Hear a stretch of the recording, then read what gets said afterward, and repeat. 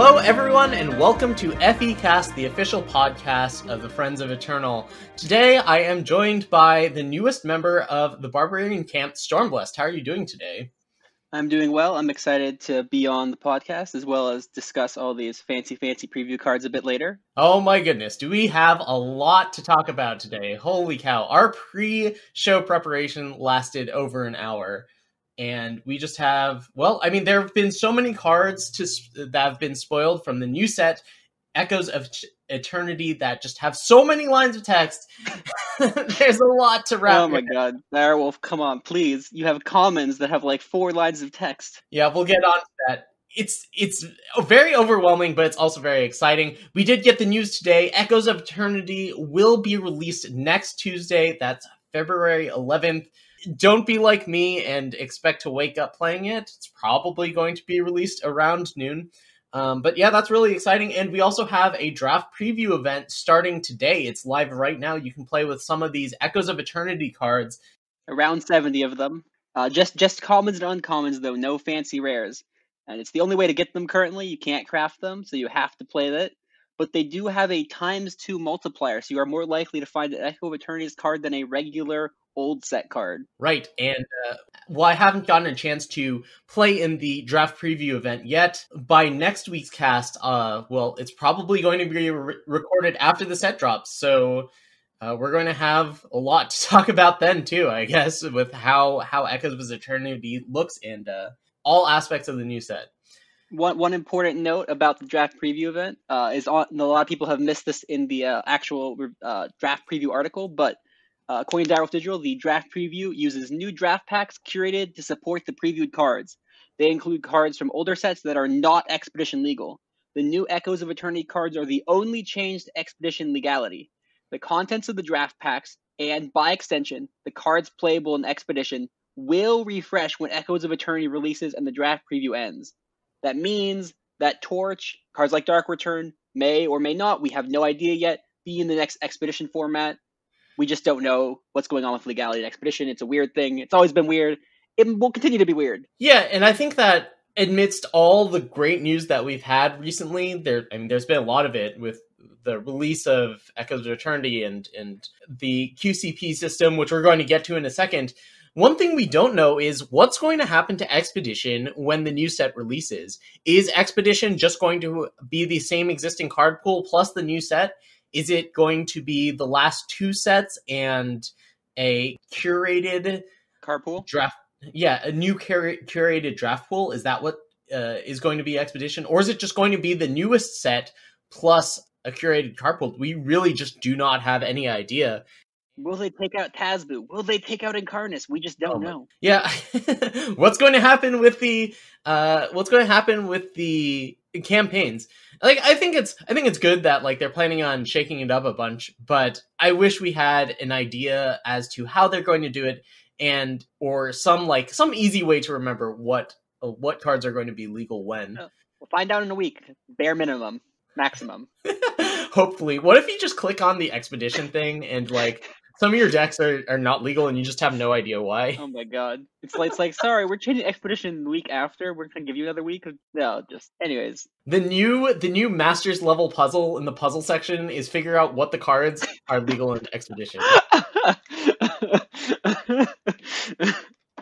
Some campaigns, but not all the cards from the campaigns. Oh my goodness. Anyway, we'll see what happens in a week. I love you, Direwolf, but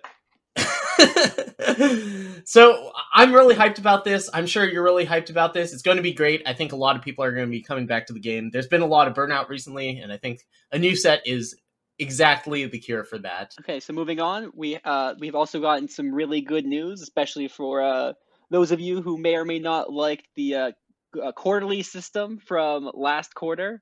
Especially with like 2 tournaments in one day, we have a revised quarterly system.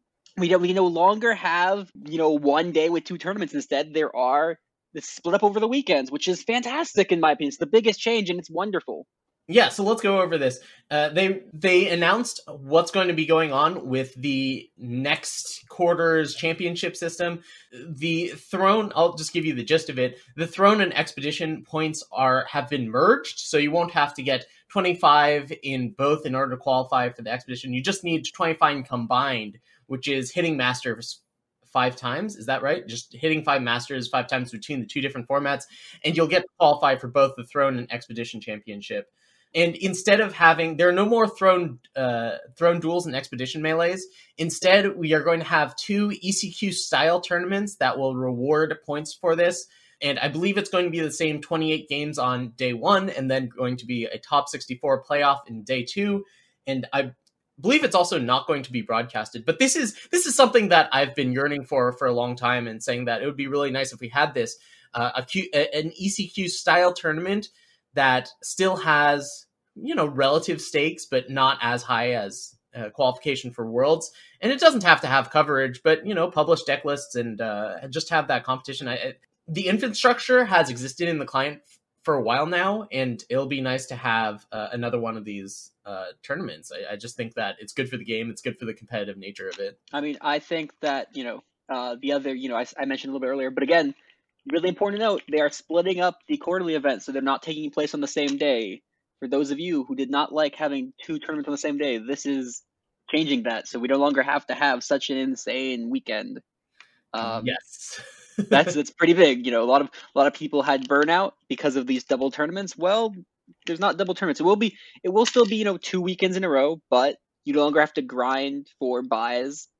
Instead, you get, just 3 auto wins on your 15 game streak, which is, potentially worth doing if you want, but also, you don't have to.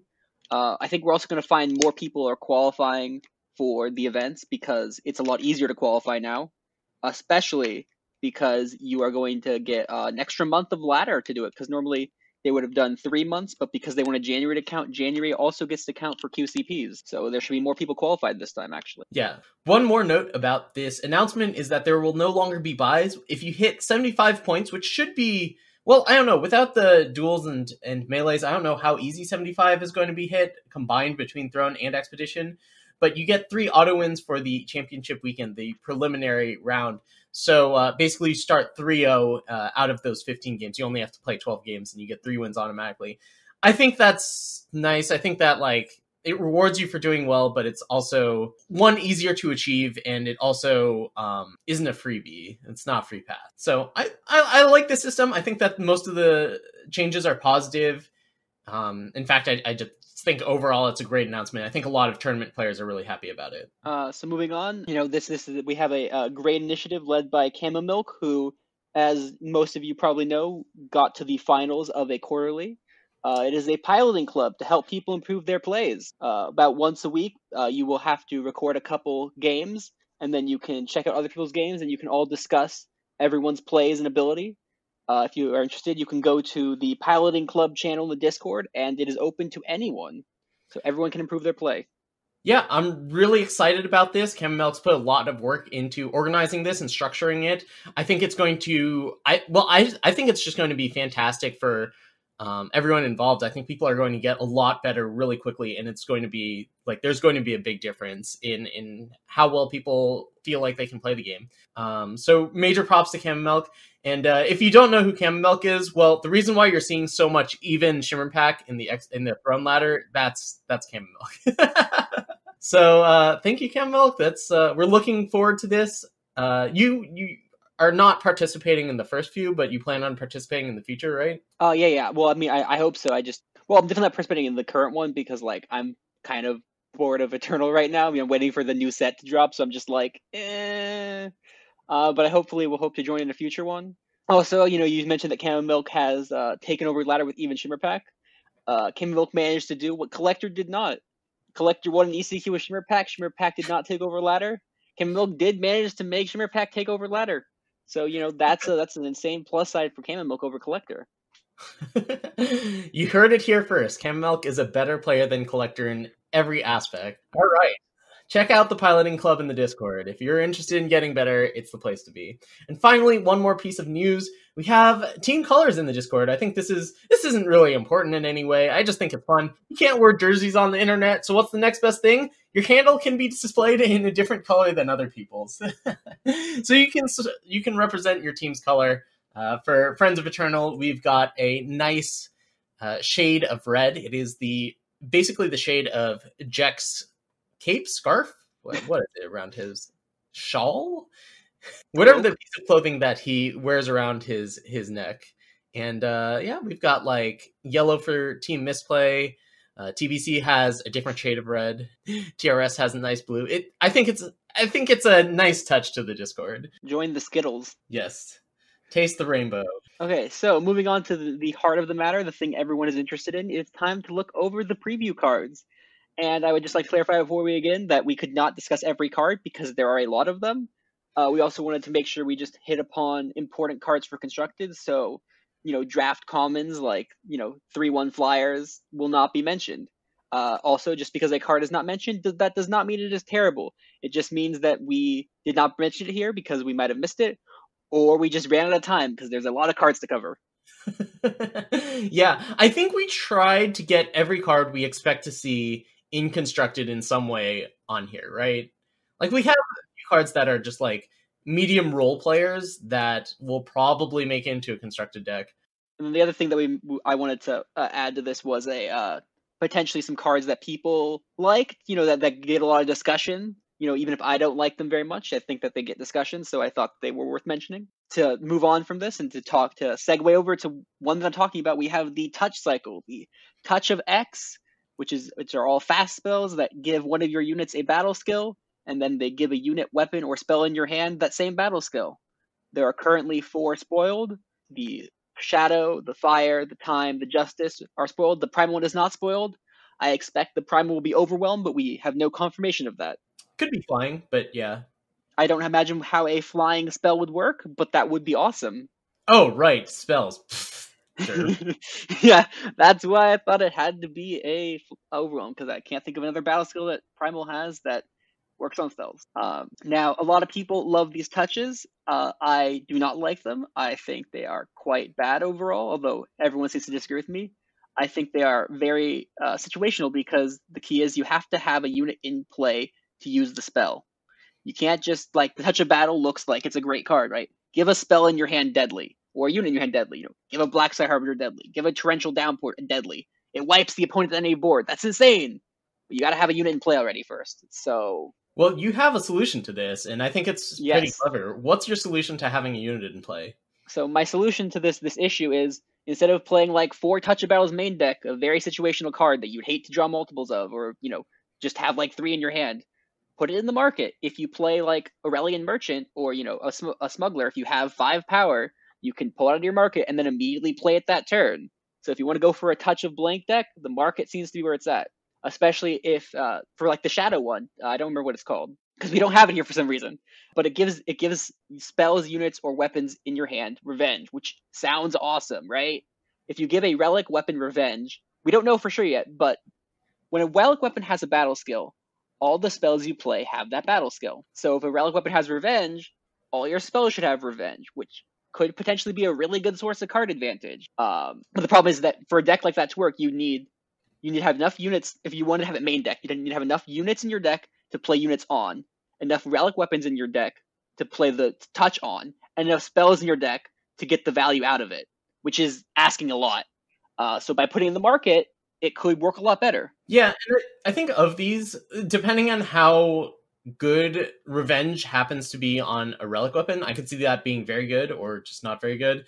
Depending on how well that works out. In Touch of Battle, I think that might be able to see play in the right place. Like a Touch of Battle on a Torrential Downpour or Black Sky Harbinger, as you mentioned earlier, is something that, that's a powerful effect. I think that's much more powerful than the other 2 touches that we've seen so far. You don't want to give your Torch Lifesteal? You can give a Torch Lifesteal though for 2 power and no other effect. Okay. Okay, so moving on to far better cards, more interesting cards. We have the display cycle. The set Echoes of Eternity is completing the last 5 displays that we did not get in the last Tri-Faction set. So we have all 5 new displays here to talk about, and boy, are these cards complicated. Oh, man. Well, what you need to... You can simplify it to this. All of them cost 3. All of them are fast spells. And all of them require 1 of each separate influence. Do we want to go over all of these? Boy, I think we should. I just think they're going to be that important. I think we should, but here's another easy shorthand, and I'll start with Display of Creation for another easy shorthand. When you're evaluating these cards, you can start by eliminating the really bad effects. For example, on the Display of Creation's third effect is give 1 of your units plus true strength, gain 2 armor. It is basically a touch card. It is an armory meme card, and it will almost always be very bad, although maybe it'll win you the game 1 in 1,000 times. That being said, eliminate the bad card, eliminate the almost useless effects, and you can get a much more readable card. Yeah, but like, how many times have you killed people with the last mode on Display of Ambition? Because like that did come up reasonably frequently. All units getting +1 in Overwhelm is a lot more likely than +2 attack. You know, it's not even +2 attack in Quick Draw like the Aurelian display. No, this is just +2 attack. It is a not very good combat trick. This one's the most egregious example because it's probably the worst one on any of the modes. Like, I think all of them. I think this is the worst mode. So, you know, but this one in particular, you can kind of ignore the third mode. It will very rarely come up, but sometimes you need 2 extra damage, and this will come through in a pinch. That being said, Display of Creation, the other 2 modes, just to actually talk about them. Well, let's talk about the card. It's the Fire Time Justice card. Yeah, so Fire Time Justice, it either will draw you 2 random sigils from your deck, or it will silence each attacking enemy unit, and they get -2 attack this turn. It is a mass silence plus a flash grenade. I think this is the card that Fire Time Justice has wanted, especially in Expedition. It both can stall, silence, especially in Expedition, where you can like silence Shenras, making them a lot worse, or you know Elysian cards making them a lot worse. And if you're against a control deck or you have the time, you can also guarantee your power drops, which is what the deck also wanted. Lesher and Throne, but again, I think the card looks really powerful. What do you think, Sonny? Yeah, the fact that you get random sigils and not just random powers for the first mode, I think is like... Sure. That's pretty weak, but you're right. The second mode, silencing each attacking enemy unit and them getting -2 attack this turn, that does seem like a pretty big deal. That works best when you have an army to make some blocks, like maybe do some blocks. So, like, it might be difficult to set up the situation for it, but I don't know. This one, you're right. Like, this is the least likely to see play. I think the flexibility of it is what makes it potentially strong, right? Against control deck, you have a mode, and against an aggro deck, you have a mode. So, like, the flexibility seems pretty good to me. Like you said, all these are pretty good. Yes. You can't just count them out. It's very good to have a good idea of what all these displays do, because I think they're going to be... Well, if the format can support 3 factions, I think they're going to be big players. Yes. So moving on, we have Display of Menace. Sonny, would you like to explain Display of Menace? Yes, Display of Menace is the Fire Primal Shadow display. The first mode is deal 1 damage to each enemy, which is probably the weak one. The second mode is kill an enemy relic and give relics in the enemy voidbound, or sacrifice a unit to draw 2 of the top 4 cards from your deck, bottom the rest. So I think the mode that people are going to be looking at the most here is the bottom one, sacrifice a unit to draw 2 of the top 4 cards of your deck. That is a lot of card selection. That is a ton of card selection, and at fast speed, it's basically a Devour on some sort of performance-enhancing drugs. It's a Devour on Quarry. It's gone to the mines. It's quarrying out some things. Yeah. It's kind of weird to be in this faction because we do have a faction, we're going to get to it later, that does focus on sacrificing units. A triad of faction that focuses on sacrificing units, and this isn't it. But that's still a really powerful effect. I mean, Haunted Highway in its heyday probably would have loved this card. So the important thing to note about the first ability is that this is in the faction of spell power. So, you know, if you increase the spell power by 1 or even 2, you can suddenly do 2 or even 3 damage to enemies, which is obviously a lot better. That being said, I think this is one of the weaker displays because it is one of the more situational ones, because it doesn't, like, if you compare it to Fire Time Justice, the Display of Creation, this one arguably has a more powerful mode, but it has less flexibility. So I kind of think this one is one of the weaker ones because it is the least flexible in a lot of ways. That being said, the third ability is so incredibly powerful that it might make up for the other two modes being more situational. Yeah, I mean, it also depends on how prevalent relics are. Sure. Like, if relics are a common part of people's strategies, it all of a sudden becomes very good. Important note, it does kill cursed relics, including Avagraft, the most hated card of important players in the game. Yes. So my concern with this card is that it might be in the wrong factions. Like, yes. Fire Primal Shadow doesn't really have anything going on right now and hasn't traditionally been a grouping of factions that people have wanted to play, but, you know, we'll see. All right, let's go on to the next one, Display of Tradition. This is the Time Justice Primal one. The three modes are put an enemy unit into its owner's hand, then increase its cost by the highest cost among your relics, or silence the enemy void, or give one of your units +2 health and killer. Tell us about this one. So this one's interesting. A lot of people on Discord seem to not like it as much. First of all, the second mode is just kind of there. It's like, when it's good, it's gonna be very good. You know, you'll silence it against Reanimator. You'll silence it when they, you know, want to do something with it. You know, it's gonna have its place, but obviously it's not. It'll be very obvious when to use the silence mode, when that one's gonna be the best. Yeah. The first mode is interesting because on turn 3, it's going to be pretty weak most of the time, right? You know, unless you've played Power Stone, or you can't even play like Rat Cage with it. So unless you play like Power Stone, you know, 3 power teleport is not very good. But like, you know, if you have a what's the 4 cost one that gets +2 power? Eternity Core. If you have Eternity Core, yes. If you have Eternity Core, then suddenly this becomes put an enemy unit into owner's hand and increase that cost by 4, which is basically a removal spell. Because you know, if you make an Oni Ronin cost 5, are they really going to ever play it again? Probably not. And if they do, then you're probably going to win the game. And the third mode is, I think, underrated because Killer is obviously powerful. And if you give something +2 health, it can probably survive it depending on the card you played on. You know, for example, I was thinking of Imperial Loyalist with this. You know, the 4 cost 4/3 that has Renown. When you play a spell, you get to pull a unit out of your deck with the same cost. If you play Display of Tradition on it, you get a 4/5 with Killer, which could be better than a 5/4 if you were to, say, use Zenith Initiation. Making a 4/5 with Killer that can also get you a merchant out of your deck. That seems quite powerful. So maybe in like some sort of pledge deck, this could be decent as a flexible card. Yeah, so I think that the main strength of this card is going to be that first mode of it's pretty similar to Equivocate if you can get a expensive relic, or you know, it just has to cost like 3. If it costs 2 or 3, it might just be good enough.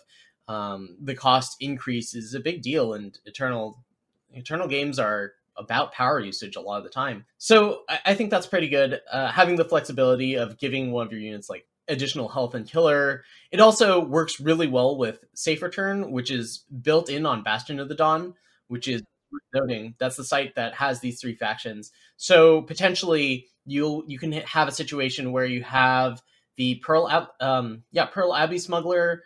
Then you play Display of Tradition on it. All of a sudden, it's a 3/4 killer, right? You might be able to snag something with that. And then if you follow it up with the site to Safe Return it, you can have something big. I mean, like, I'm just spitballing ideas here. I don't know how realistic a curve that is. One of the best things, one of the deck specs probably go in is Temporal Control, but I hate the decks. And there'll be other cards that actually go into Temporal Control later. So let's move on for now. So the next card is possibly one of the most powerful cards in Echoes of Eternity, and on a lot of people's short list to eventually be nerfed, actually. This is Display of Destruction, the 3-cost fast speed Fire Time Shadow display.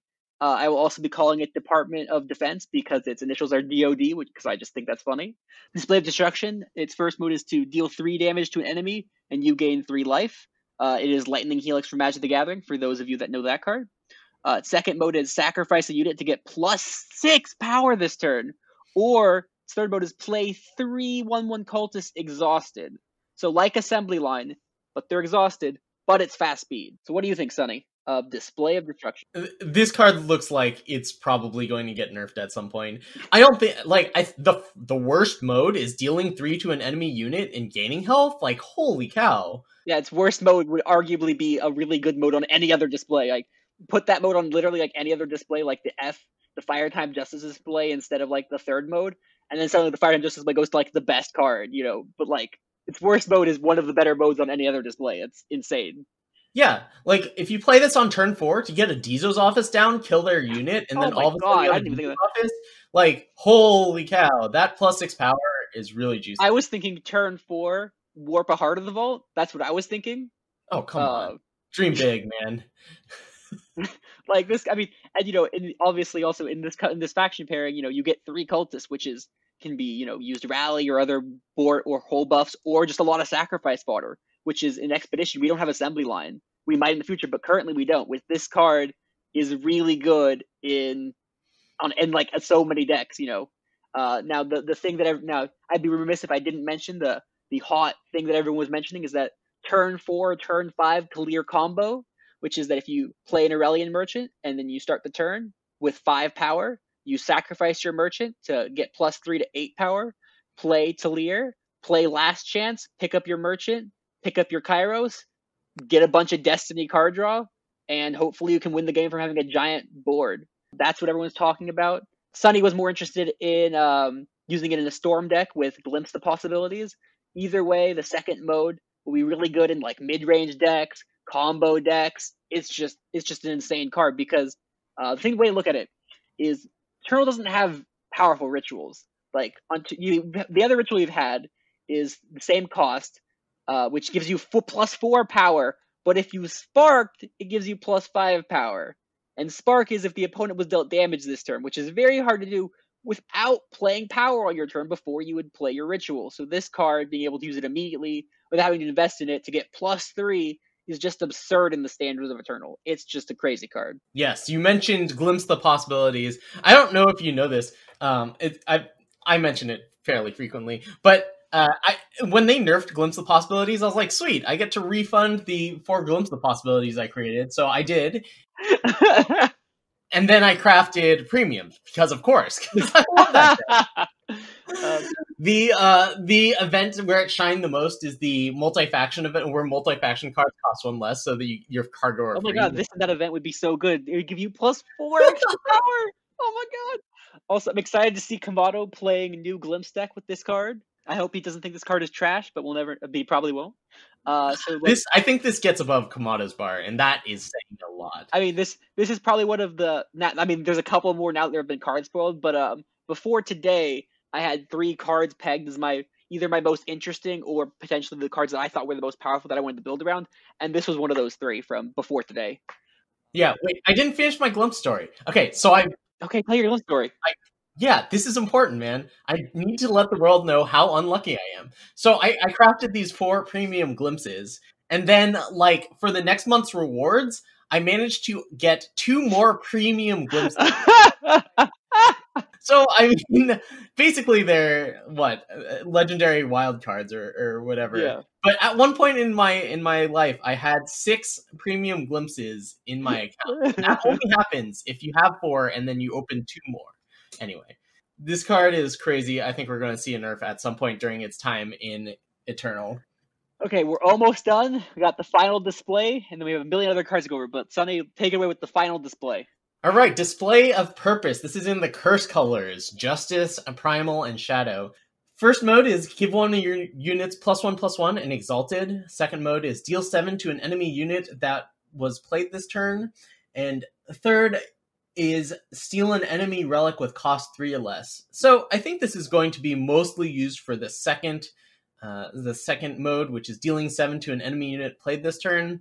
I don't think that's an insane removal spell because they still get any sort of summon effects, but it does kill a lot of things. Yes, this is I think in limited it's going to be one of the better displays because fast speed Exalted sounds completely busted in limited.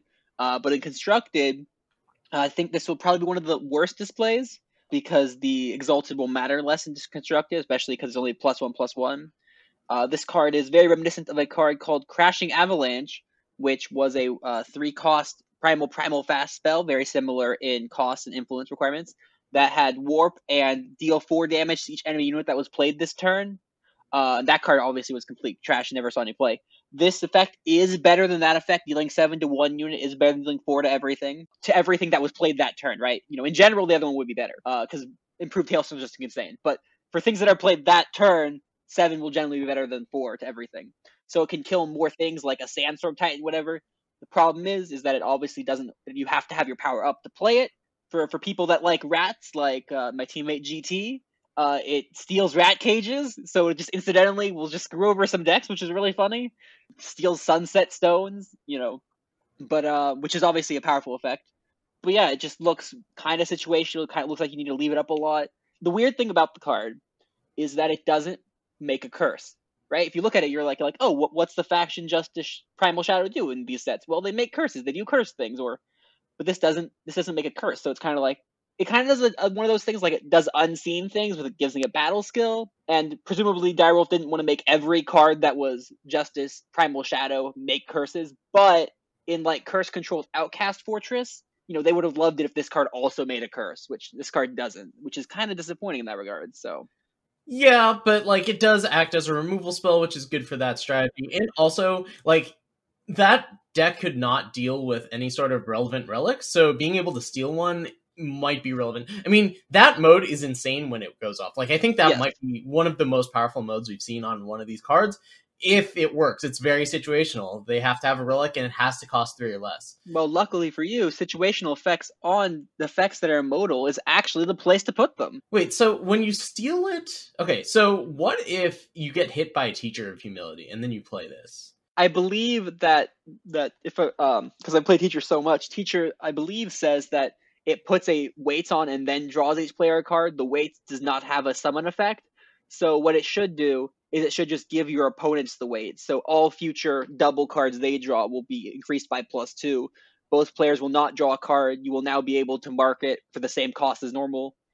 So really, I think it should just transfer around the disciplinary weights, which most of the time, if you're hitting with Teacher and the opponent's going to spend 3 power to do that, I feel pretty good as the person playing Teacher, but it depends on the situation, obviously. Sometimes you'll have to do it, and sometimes it'll blow them out. But that should be how it works based on my reading of the card. Other reading of the card is that you don't have to play the card. It will automatically get played. It will not be put in your hand. It does not read like Burglarize, so it should auto-play the card as well. Although we don't know that for sure either. Yeah, that's what I'm thinking. Interesting, applications of that card. I think that, with all these cards, they're better than what their best mode sounds like because they just have the flexibility. And better than the best... Display of Destruction. The best mode already sounds pretty crazy. So I mean, the worst mode is the best mode on like any other display. So, moving on, we have another cycle. We only have 4 of these cards revealed so far, so there'll be a 5th one coming out. We have the Legendary Pledge cycle. This is a cycle of 5-cost 5/5s that have an influence cost of X, X, Y, Y, Z, Z, where the influences are the specific tri-faction pairing. They also all have Pledge on them, which is, as we all know, an incredible ability that's exceptionally powerful. Do not underestimate Pledge on an otherwise a decent card with Pledge becomes an exceptional card. Like Moonstone Vanguard, I thought was great. It even got nerfed. So like these cards have the potential to all be incredibly powerful. Yeah, I definitely underrated Moonstone Vanguard. Yes, I wish it was still a 5/5. But the first one we have up is the Fire Time Justice card. It is Naoki, Valiant Warrior, and she has Charge, Endurance, Exalted, Pledge, and when a relic goes to your void, play a random sigil from your deck. Mastery. Oh, they also all have a Mastery 10 ability. That's also something they have. I forgot about that. Yeah, and they're 5/5, so it's 2 hits. Yes, Mastery 10. So this one has Mastery 10 plus X equal to your armor. So the important thing to know about this card is you can just ignore second 2 abilities, right? Maybe you have a Rune Hammer in play from last turn, maybe you don't. But if you just ignore the bottom 2 abilities, and it's just a Charge, Endurance, Exalted, Pledge, it's a mini Ikaria with Pledge. Instead of Aegis, it has Exalted. And it looks really good, actually, because it costs 5 and has Pledge. Yeah, this card looks really good. I mean, anytime you have something that doesn't have a great summon effect, but it does have Charge, well, that oftentimes makes up for it. I just think that this is great. I know people are talking about using this card in Exalted Rod, right? You can play that one card from the last campaign. It's a Zealous Artisan. Yeah, Zealous Artisan. Where it's a 3/3 with Exalted, and when you play it, put a weapon from your hand onto it. So It also works in Charge Rod too, the more common rod. I don't know why I started with the meme rod versus the slightly less meme rod, even though all rods are meme. Well, there was that. What was the answer? The call cost 6. That was not a meme. That was nonsense. That was not a meme. That was just silly. But yeah, so this card, the other interesting about this card is, FTJ control. There's going to be, especially with this set being, there's so many good cards potentially in FTJ that, like Barbs were just mentioning briefly, that there could be a very powerful deck we don't know, but also like we don't know the best way to build it. There's going to be so many different ways to build FTJ that like it's just crazy. Because we have the display future card called Volatility. There's so many different ways, and the other cards that could also be revealed, like Nahid's Distillation. There's so many contained cards, and this is one of those that could potentially see play in the Fire Time Justice control deck. I think it's very likely that this card is going to see play. Well, I mean, the other issue is that the influence is tough. Yes. So it might not see a ton of play, but where it does, I think it's going to be very good. In Expedition, it's definitely a lot harder. We don't know what that's going to look like. With the current system, it's going to be a lot harder in Expedition, but in Throne, this could be worth warping your power base over, especially just because of Pledge. It's a very decent card and has Pledge. So let's move on. Would you like to explain Skylord Tolek for us? All right, so this is the Fire Primal Shadow card. It is a 5/5 Flying Pledge for 5. It's a Nightmare Dragon, and it says, your other dragons go berserk and never stop. What a sweet line of text that is. Yeah, I assume that means that when you attack twice with it, it retains the berserk, so you can attack twice the next time. I assume they also get Reckless when that happens. I believe that is how that works as well. I haven't seen it in progress either. The mastery says that transform any number of cards in your hand into random dragons. So I don't think this card's very good. I think this card is great, actually. Oh, yeah? Oh, yeah. Yeah. So the reason I think this card is great is, one, it's a decent card with Pledge. So obviously, just remember, Pledge, you should always bump up your rating in Pledge slightly, if not moderately. So the thing that's interesting about this card is that it's a threat that makes other threats. So any dragon you have in play when you play this becomes a threat. Because if you play your dragon attack, that dragon also still gets to keep Berserk. Even if they kill the Skylord Tolek, it still has the 2 attacks and the Berserk. So first of all, that's what happens. Second of all, they have to remove your other dragon that has Berserk and the Skylord Tolek. If they don't remove either, then you just keep beating them down with dragons that are obviously huge. If it stays in play for 1 turn, it obviously makes more huge dragons that have Berserk. If you can also pull off the Mastery, then you also get insane sort of pseudo card advantage, because you can turn sigils into dragons, or turn cards that aren't good in the matchup into dragons, or cards you still want right now into dragons.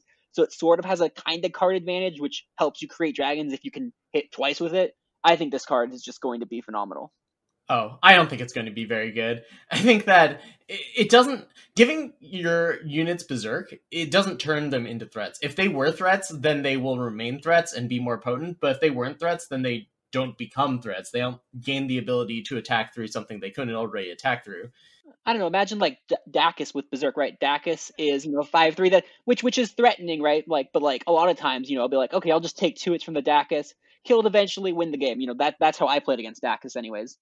If Dacus has Berserk, suddenly I can't just do that. So this card has to compete with Eclipse Dragon, which sure, that's true. Yeah, Eclipse Dragon's the influence cost is much, much, much easier.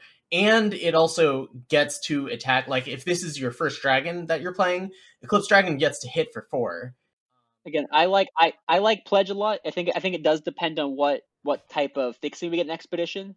I wouldn't be surprised in Expedition if we move to a seat and banner system, or like a seat and crest system. I think we will move away from insignias and replace those with a different dual faction influence power, to make Tri-Faction more viable without being as ridiculous as it is in Throne. I think we'll move insignias out and move other thing in. In that case, I think that it could be played because, again, Pledge is really, really good. I can't overstate how good I think Pledge is on a good card, and I think this is a good card with Pledge, which makes it a good card. All right. Well, I'm calling it now. This card isn't going to see play, but okay. Well, I like disagreeing because it's fun to see who turns out right. Yeah. That's part of the fun of it. Okay, so moving on, we have Dova the Fearmonger, who is the Fire Time Shadow card. Another 5 cost 5/5, Fire, Time, Shadow. It's just a Nightmare, not a Nightmare Dragon, which may or may not be relevant. We don't know how many Nightmare, if there's any Nightmare Tribal in the set. It has Pledge, obviously, and has When you sacrifice another unit, draw a card. So every time, so if you devour, you draw 3. Worthy Cause, you draw 1. Really good. It also has Mastery 10. Play Possessed by Horrors on the enemy player, which is a cursed relic that, 1 second, we did not grab that card. I want to read it exactly, because it is a complicated card. I remember thinking it was flavor text, but it'll be good to have the actual text of it. Yes. The card is Possessed by Horrors is a 5-cost cursed relic, although the cost will very rarely matter. It is at the end of the cursed player's turn, play a 0/1 Nightmare Dragon with flying that gets plus X equal to the highest power among units in your void. So if you have a Cursed by Horrors on the enemy player, and this card is if Dova's in the void, then every turn you will get a 5/1 Nightmare Dragon every turn at the end of their turn, which will obviously eventually win you the game if they can't remove the Possessed by Horrors. It is very similar to a card called Kodashi's All, which those of you who played Draft or sometimes in Constructed will know very keenly is quite powerful. So if you can get the mastery off, this card will win the game eventually. That being said, it's very slow. Yeah, my thoughts on the card, it's probably worse than Tazbu, but also in a 3-fact, like, it might be easier to play than Tazbu, depending on how good fixing is for 3 factions. Because Tazbu means that you have to be basically mono shadow. Every power producing card in your deck has to produce shadow. And this means that you have some more flexibility with the power base. But its ability isn't quite as good as Tazbu's. No. Like Tazbu hits you, but just stuff trading. But Tazbu also works when the opponent Shenra speaks, and this doesn't. That's true. Well, okay, Shenra speaks. Okay, actually, okay, so technically Shenra speaks was a bad example because they can just decimate Shenra speaks when the enemy harsh rules you. Right. Oh, I see what you're. If they decimate Shenra speaks, then you don't draw to the cards. So yeah, that's a pretty good mastery. Actually, I don't know why I thought it was flavor text earlier, but like with no sort of evasion, I think it's going to be kind of tough. My hopes are kind of low on this card. It depends on what the landscape of the format looks like. If you just can't play Tazbu for whatever reason, if it's not legal, or if like the fixing is so good and multi-faction cards are so good that like it doesn't make sense to play Tazbu, like I could see this being a replacement for it. But I think generally speaking, it's just going to pale in comparison. You're forgetting the obvious thing that Tazbu might not exist in Expedition. Now in Throne, obviously everything exists, but in Expedition, I'm fairly confident that Direwolf is going to rotate out the 5 cycle. They're going to take away the Tazbus of the world. Boy, I hope. I would be very surprised if they left the 5s in. So in Expedition, I think this card will not have the same competition. Yeah, especially since they're clearly planning on introducing a new set of legendary 5s. It makes sense. Yes. So briefly, I'm just going to bring over the last one that's been revealed. We kind of both think it's pretty bad. So I'm just going to mention it quickly, just for completionist sake, but it's probably not good. This is the Time Justice Primal one. It is Ren Traditionalist. It is Pledge, as always, and it has when you play a relic, draw a card, Mastery 10, create and draw 3 random relics. It seems slow, and its Mastery seems whatever. I guess it draws cards technically, because you can play them to draw more cards. But just seems kind of slow and doesn't seem like it really impacts the board that well. Do you have the sort of same assessment, Sonny? Does it have any battle skills or just Pledge? Nope, just Pledge. Yeah, I think if it had Aegis, then like it's yes, real. If it had Aegis, I'd be like, but no Aegis. So yeah, I think it's too hard to get it going. There are probably better ways of getting card advantage if you're playing some sort of control relic based deck. Yeah, so I think Naoki is the best one, and I think that Tolek and Dova. I think Tolek is probably under Naoki, and then Dova is probably under Tolek, and then Ren is finally at the bottom. We don't know what the Justice, the Primal Shadow Justice one is yet. I imagine it's something to do with curses, although it could have something to do with battle skills and unseen. Yeah, we'll just have to see. Yeah, so moving on, there's another cycle that's going to be important, I'm pretty sure.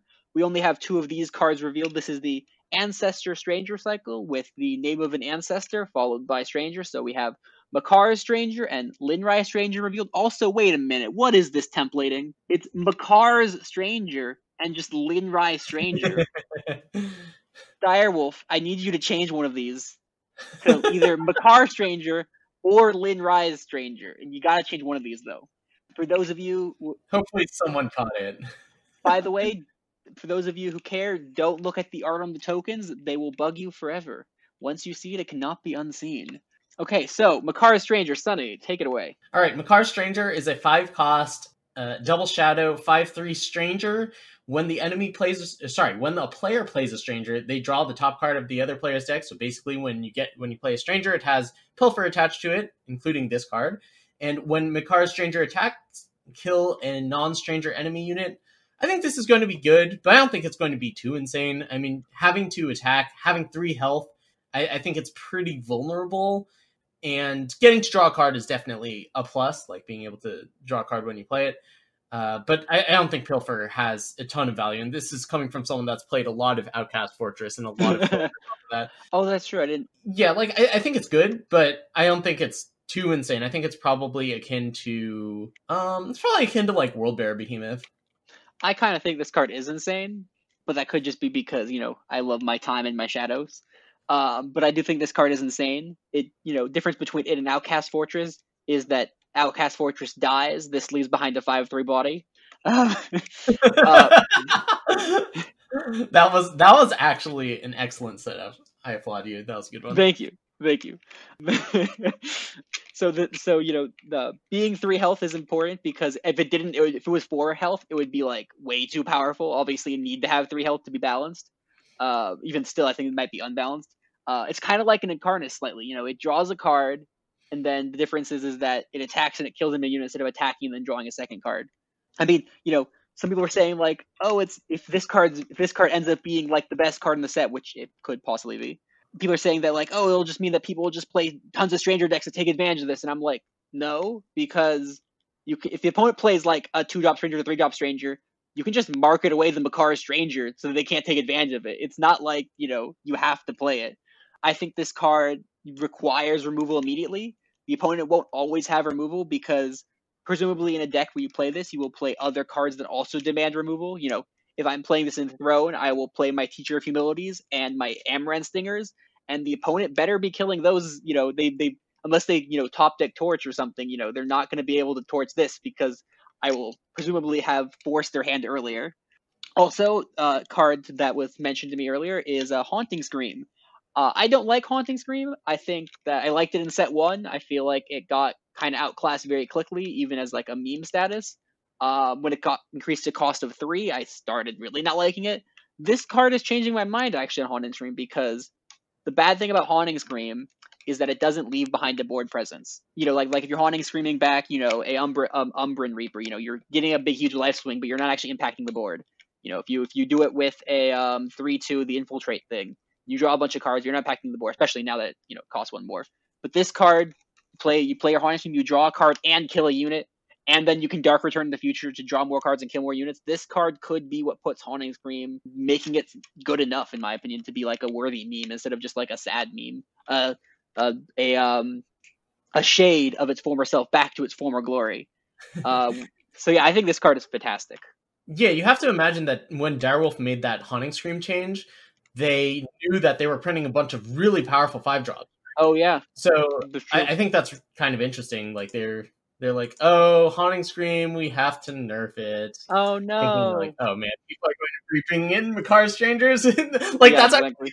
Probably the moment that they decided on that nerf. They like are in development of the set, and they're like, shoot, we can't print Makaras Stranger at 4. It's just too good. Oh my god, it was 4. What about Haunting Scream? Okay, we need to make Haunting Scream cost 1 more and be able to get back 5-drops. So in my Xenon Dreams, back in the day, I used to play a card called Praxis Arcanum, which would give my units charge. This would give my Makaras Stranger charge, making it a lot better. I would like to see if Praxis Arcanum could be good once again, although I have my doubts because it was barely good enough then as like a 2 of. It's probably not going to be good enough now that there's so many better cards. But I can dream. So yeah, definitely. I'm not 100% sold on this, but like it's definitely on the watch list for a card that could be taking over the metagame. So as we get into the second card, well, actually I'll bring it up after the second card. But so there's going to be 3 others of these. There's going to be 1 in every faction. Presumably they'll all be 5-drops. They'll all be double cost of that influence. This one is called Lin Dry Stranger. It is 5 primal for a 4/5. When a player plays a stranger, they stun a non-stranger enemy unit. When Lin Raised Stranger attacks, play a 3/3 dragon with flying. It is a chunk plus bam in one card for 1 extra power. What do you think, Sonny? Yeah, I think this one's better. I like the immediate effect better on this one. Yes, I think I like the. I would say like the other one. I think the other one's insane. I think this one's also really good.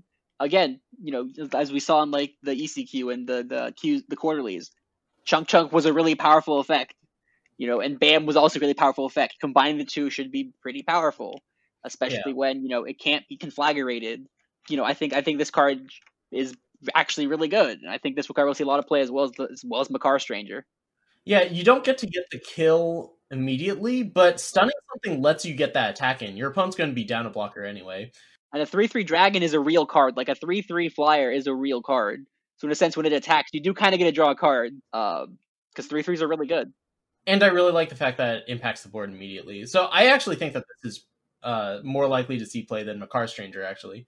Now, the important thing to remember about Strangers, especially in Expedition, is that we have a little card called Traverse Farm. Traverse Farm has a card called Reunion on it, which allows you to fetch up any stranger you want. So you can, if you're playing a deck, you can play one of these cards. If for example, if you think Lin Raised Stranger is not good enough to be a 4 of, but still would like access to it a lot of time, you can have access to it as a 4 of, kind of, by playing some Traverse Farms. I really like the idea of playing a control deck that plays Traverse Farm and plays just a number of strangers as one of, just to tutor them up. I think that could be really fun. Yeah, that sounds like an interesting idea. There's some strangers we're not going to be mentioning today that I think could be good fun ofs as tutorable targets in the Traverse Farm control deck, although there'd be other strangers we haven't seen yet. Obviously, there's still 3 more of these Ancestor strangers that we haven't seen that would also probably be very fun. Okay, so... Wait, so you mentioned that you could see yourself playing this in a control deck with Traverse Farm. Do you think that these cards will see more play in non-strangers deck or stranger decks? Because Makaras Stranger kind of feels like a control finisher or something. Yes, it's Makaras Stranger is. I made a slight joke earlier that it's kind of like an Incarnus Plus. It is kind of like an Incarnus. It draws. It kind of has an Incarnus stat feeling to it. Right, Incarnus is a 3/2, so slightly overcosted for its cost. This is a 5/3 for 5, kind of overcosted for its stat line that draws a card on entry, right? So and Incarnus was really good in Argenport mid range kind of control deck. Lin Raised Stranger is kind of a mid. The interesting thing is that it's kind of like a mid range and a control card, right? So you can play it in both. That's what I kind of like about them, is that they're kind of mid range and control cards. As far as playing in non-stranger decks, I think it will probably see more play in non-stranger decks, just because there should be more non-stranger decks than there are stranger decks. Oh yeah, that's fair. Yeah, I think it's interesting. Traverse Farm makes it really appealing to play some sort of stranger deck. Traverse Farm is great. I played a silly Gen of Dragons with Traverse Farm in the quarterly because I had 0 time to play, so I just played something amusing that would amuse me when I knew I couldn't do any, I knew I couldn't play the day 2. And it was really fun, and even with Traver himself, Varret, it was still a fun deck. And this seems... Now, the interesting thing is that these cards don't work on each other, right? So if you have a Lin Raised Stranger, if your opponent is playing Lin Raised Stranger, you can't stun it with your own Lin Raised Stranger. If your opponent plays Makaras Stranger, you can't kill it with Makaras Stranger. But I'm excited to see where they go. I'll probably be letting someone else build the Stranger deck itself. But okay, so moving on, we have this. This is the last cycle we're going to go over before we hit the cards by faction. This is the Decimate Invoke cycle. These are all 3-cost fast spells with double of the influence, right? So the fire one is fire, 3-cost fast spell. The time one is 3-time fast spell. They all have an effect, and they all have a Decimate ability that invokes of that faction, right? So it's like Decimate, invoke fire, Decimate, invoke time, etc., etc. The first one, Fire Conjuring. Oh, I think they're also all called Conjuring, right? Yeah, they're all X-Conjuring. The first card, Fire Conjuring, is a rally with Decimate, invoke fire. It's almost a strictly better rally. What do you think, Sonny? Yeah, I think we should go over these quickly because we don't think most of these are playable in Constructed. It's been a long time since Rally's really been playable. I do think this is borderline. There are situations where it might see play, but for the most part, I am not. I think this card could see play in Constructed because I think I think the rally effect is decent enough. The problem with Rally, in my opinion, is that you kind of left your opponent with like 5-ish health. I think the Invoking Fire might help you get the last point of damage in that you needed. The Time one, I think, is just not going to see any play in Constructed. The Justice one, possibly, but probably not. The Primal one is probably not, although it is going to be very good in draft, though we're not mentioning much draft here. And then, unfortunately, the Shadow one I do think is the best one because it is an actual removal spell. So this is one we need to mention the most. This is Pact Conjuring. It is 3 Shadow for a fast spell with give a unit plus X minus X equal to the highest power among units in your void. Decimate, invoke Shadow. Yeah, I hope you weren't tired of invoking Shadow, because I think we're going to see a lot more of those. We're going to get our hostile Tokyovers, our Jackknives, our Solitudes. We're going to see a lot more of those. Although, the format might be different by then. And just remember, you can play 4, and I'm presuming that you get to keep most of the legendaries from Flames of Zolta, because it would be kind of a feels bad if Direwolf was to rotate out the legendaries. Although they might, just because of the invoke cards are really good. But if they keep it in, you can play 4 Pact Conjurings and 4 Incarnaces to have 8 ways to invoke Shadow in your deck. Fun. Yeah, so this is going to be a good late game removal spell. You play Impending Doom, and then all of a sudden you kill basically, it dies, or you win, which is also good. It's kind of like a slightly worse Devouring Shadow in that respect, where Devouring Shadow can be played early, this can't.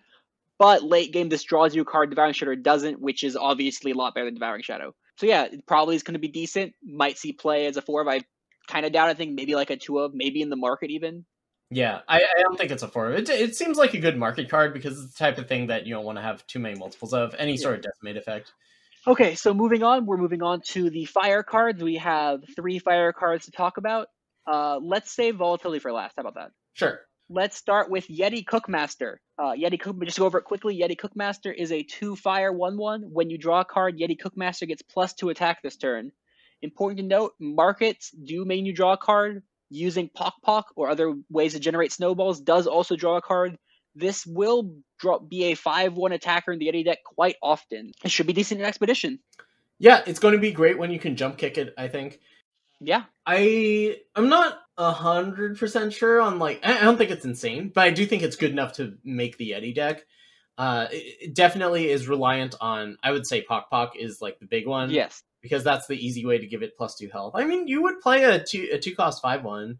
A 2-cost 3/1 isn't terrible. No, I think the options are to either get rid of Yeti Pioneer, which is the 3/2 Reckless that gives you extra power, or the Infiltrate, Draw, Snowball 2-drop. So one of those 2 probably can go for this, or even 2 of each of them or something. Yeah, I think this is an upgrade on Snowslinger. So I think it's a solid role play on the Yeti deck, but nothing exceptional. The next card is a bit more exciting. Thunder of Wings. Yeah, Thunder of Wings is a 5-cost spell. It's one of several spells that we have in this set that has a cost reduction. It says you may exhaust a unit to play Thunder Wings for 2 less. So it either costs 5 or it costs 3 plus exhausting a unit. And it says play a 4/2 dragon with flying and charge. I think that's pretty solid. I mean, I could see a situation where you go turn 1, Initiative Sands, turn 2, Thunder of Wings. I don't know if this is going to actually be good in Throne, but I mean, 4/2 dragon with flying and charge, that's a real thing. That's not too far removed from an Eclipse Dragon. And if you can play it for 3, I think that's going to be a big deal. Important to note, especially in the Yeti deck, you have, I wish I knew these cards names off my head, but you have the 2/1 Yeti with Renown, Draw, Snowball. If you on turn 3, it sometimes can be hard for a 2/1 to attack on turn 3. If you play Thunder Wings on it, you will trigger its Renown, draw the Snowball, and be able to attack it with a 4/2 with Flying and Charge. I don't know if that's going to be good enough for the Yeti deck, but it is an interesting interaction, and it is, I think, quite a powerful card because it leaves the 4/2 round afterwards, obviously. The 4/2 does not go away at the turn. There have to be plenty of Renown cards that look pretty juicy with this. Not getting to attack is a real cost. Not getting attack or block, I guess exhausting a unit is a real cost, but I do expect this card to be a real player in Constructed, especially with this next card, which is one of the 3 cards I had pegged earlier before we got Makaras Stranger. Volatility just looks okay. Let me start by discussing the card before I gush over how good it is. Volatility is a 2-cost, 2-fire spell, not fast spell, it's regular spell. It has draw each spell and dragon with cost 5 or more from the top 10 cards of your deck. Put the rest on the bottom. Holy crap. Holy crap. Yeah, I don't think that you'll ever play Wisdom of the Elders in control decks anymore. I mean, this basically says that you have a Harsh Rule in your deck every game, or Shenron Speaks, depending on what format you're playing. So, important to note that if you have 12 cards that cost 5 or more that, are part of its condition, you will draw an average 1.6 of them from your deck when you play this card, and you will hit a card 85% of the time. So 15% of the time you will still miss if you have 12 cards in your deck. So that is important to note that, it is not Wisdom of the Elders, because the point about Wisdom of the Elders is that draws you power. This does not draw you power. I do not think this is a replacement for Wisdom of the Elders. Now, obviously, the first thing you think about this card is Zoe, because Zoe costs 5 or more, and it can be played earlier than 5 with this Treasure Trove. Then obviously you have cards like Thunder of Wings, which I don't think fits in the Volatility deck, but any card that can eventually reduce its cost while being more than 5 in the deck is quite powerful. I think this card in a number of years could probably see a nerf, because it might just make decks way too consistent. As Sunny was saying, it increases your chance of seeing a Harsh Rule by like a zillion. I didn't do that math. I should do that math though. That'll be my next math thing I do. Yeah, I mean, it's just going to be incredibly consistent for decks that want spells that cost 5 or more. Every time you see a new spell and you're evaluating it, you should evaluate it with volatility in mind. Or a new dragon, like Skylord Tolek from earlier. That's technically a 5-cost dragon, so it is also pretty decent with this card. A card with Pledge that also can be gotten off volatility. That might be a good enough interaction right there.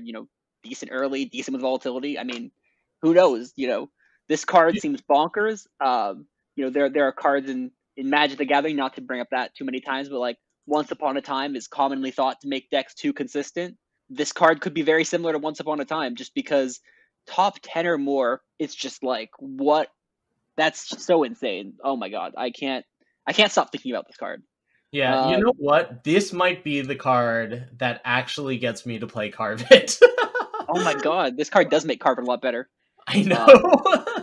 This card just makes you can't play. See, obviously, the obvious downside of this card is you can't play too many cards that cost 5 or more, because then you're playing cards that cost 5 or more. Then you can't play anything that costs early, obviously. So there is sort of, then that's presumably what Direwolf thought the downside to this card was, right? If you're playing, 46 cards that cost 5 or more, you draw like 7 cards every time. So the downside, if you are playing 46 cards that cost 5 or more, the downside is that you will not play anything that game. Well, you have to hope that your turn 5 sweeper is good enough. Yes, so the obvious upside is that you can play cards like, especially the reason to keep an eye on it is eventually Direwolf will probably produce more cards like Thunder of Wings, cards that start off as more expensive in your deck and become cheaper. This works with Witching Hour most of the time. So, there's that. I mean, this card just looks completely insane. Yeah. It's possible that this is not the set for it. It's possible that we'll need to wait a set or two, but this card will eventually see a tier 1 deck enthroned. I'm almost guaranteeing that for sure. Yeah, I agree. I think this card is going to break at some point. Okay, so that's it for time card. That's it for fire cards we have to discuss. In the time section, there's a number of other cards. We have 5 to discuss this time. We have the Humble Draft Common Humbug Nest. It is 3 time for a fast spell, and it is play 2 1/1 humbugs with flying. So the obvious comparison is Assembly Line. That will always be the comparison. This creates 1 less token, but the tokens have flying, and this is fast. So, it's not, it's very comparable, right? Not even like strictly worse. Yeah, it's in a tough spot because it's a 3-drop, which is highly contested. Obviously, merchants cost 3. But I think it has an outside shot of seeing play in some sort of aggressive obelisk or obelisk type deck. There's the new one, Gathering Lights. I could see play. Like, I don't think this card is insane, but I could see it being a reasonable role player. So the biggest downside compared to Assembly Line is that the extra token is exceptionally valuable in decks that want to play with tokens, because you can either sacrifice them or buff them up. The upside of being fast is very good. The other upside of being flying is that we have a card called Majestic Skies later that is a obelisk just to flyers. This would make it 2/2/2 flyers, which is a lot better. But I think Sunny's right. This has an outside chance. 3-drops are hard because decks can only play about 12 to 16 3-drops, and 4 of those are always going to be merchants, except in like a Dragon's deck. But obviously, a Dragon's deck's not going to play Humbug Nest. So yeah, it's a little bit hard because the 3-drop slot is very contested. But yeah, it's worth mentioning. Yeah. All right, our next one is Turn Back Time. It's a spell that costs 3 and 1 time. It says draw a card from your void. It gets void bound. I don't think this card is really going to do too much. I think that if you're building a constructed deck, either you're going to want Reread, which does the same thing for spells and costs 2, or you're going to want something like Dark Return, which does the same thing for units and costs only 1. Do you have thoughts on this card? I just wanted to mention it because I thought it was like, finally, we get this card. We get the generic Void Recursion card. Like we had Excavate, but this is the card we wanted from Excavate in set 1. Presumably it's not going to be good enough because there are better ways to get its effect if you want spells or units. But it's like, hey, we finally got the card. After like 8 sets, we finally got generic Void Recursion that didn't cost like 7 and discard a card. All right, let's go on to the next one. This one is really interesting. Nahid's Distillation costs 6 with single time. It's a slow spell, says draw 3 cards, but the key about it is you may exhaust a unit to play Nahid's Distillation for 2 less, so that means you get to play it for 4 to draw 3 cards. Which is absurd. Drawing 3 cards for 4 is better than Honor of Claws, right? Honor of Claws is draw 3, discard 1. Unless you're in like a Reanimator deck or wants cards in the void, this card, for 4 cost, obviously, so it's not the same thing, right? It's not just generic draw 3 cards for 4. You do have to have a condition, is better than Honor Clause when you can reliably get it activated. It looks like it might be one of the best cards in the set. One of the main weaknesses of time control decks, specifically like Fire, Time, Justice, or time control decks that aren't primal, is that you don't have much card draw, and this is a really good amount of card draw. It's a lot of card draw, actually. But obviously the downside is real because you can't block with the unit you exhaust. So against an aggro deck, you can't Honor of Claws and then block with your Deadly Smugglers, but it has an insane upside, and it's probably worth building towards because draws 3 cards. It for 4. It's really, really good. In Expedition, the main weakness with Fire, Time, Justice, Control, which I tried a lot of, is that you don't have good card draw. Like you have Ancient Lore. This is like insanely better than Ancient Lore. This might be one of the best cards in the set in draft. Briefly to mention, it's going to be like played in every draft deck and splash it in every draft deck. It probably is going to be nerfed to 6 time. I wouldn't be surprised just on draft reasons alone. Not because the influence is going to be too harsh and constructed, but just because it's going to be too easy in draft, I expect. Yeah, I agree with you. It's going to be very powerful in a lot of places. Although I think that in constructed, I think that it's limited. I think it is going to end up being limited to. Because like time's pretty clunky. It's tough to it's tough to recur. Like it's tough to recoup lost tempo advantage in time a lot of the time. And one of the ways to do that is to play sweepers, and I don't know how well that works with this card. I think it's going to be a little awkward to try to get it off sometimes. If you exhaust an endurance unit, you will be able to block with on their turn. Importantly, that's true. There aren't a ton of I think that the deck building for this card is going to be tricky. Like, you have to figure out exactly what deck is going to want to have a unit in play that doesn't want to attack or block. The thing that comes to my mind is Devotee of the Sands. You play Devotee of the Sands. Oh, yeah. You play this on turn 3, you get to draw 3 cards. Your Devotee probably isn't attacking or blocking much. So, like, I think that's going to end up being the main application of this card. Because most of the other decks, like situations where you'd want this in a deck, are kind of touchy because either you're not playing too many units or you need those units to attack or block or something like that. But yeah, this is definitely a card that I think people are going to try to work to get it to work. People are going to try to, tweak things and put in some effort to make it work. And I think, there's a really good reason for it. I think that it's very powerful card draw. It's worth investing into. My final 1.5 thoughts are, I think one of the best places that it might end up seeing play is in the market, because if you pull it out of the market, you are guaranteed to have a unit in play when you pulled out, obviously. So it's never going to be stuck in your hand without you having at least had a unit in play. Obviously, your opponent can, just kill your unit. But you'll at least be like, oh, I definitely have a unit in play when I have it in hand. So I think pulling out of the market could be incredibly powerful. With the Xenon Smuggler, the Ebon Dune Smuggler, the best smuggler, obviously not the best smuggler, but one of my favorite smugglers I think has always been underrated, is really good with this card. Playing end of turn Ebon Dune Smuggler, pulling Nahid's Distillation out of the market on your turn, immediately being able to exhaust it and draw 3 cards is going to be really good because your opponent can't interact with that. They won't. I don't think they have the opportunity to interact with that.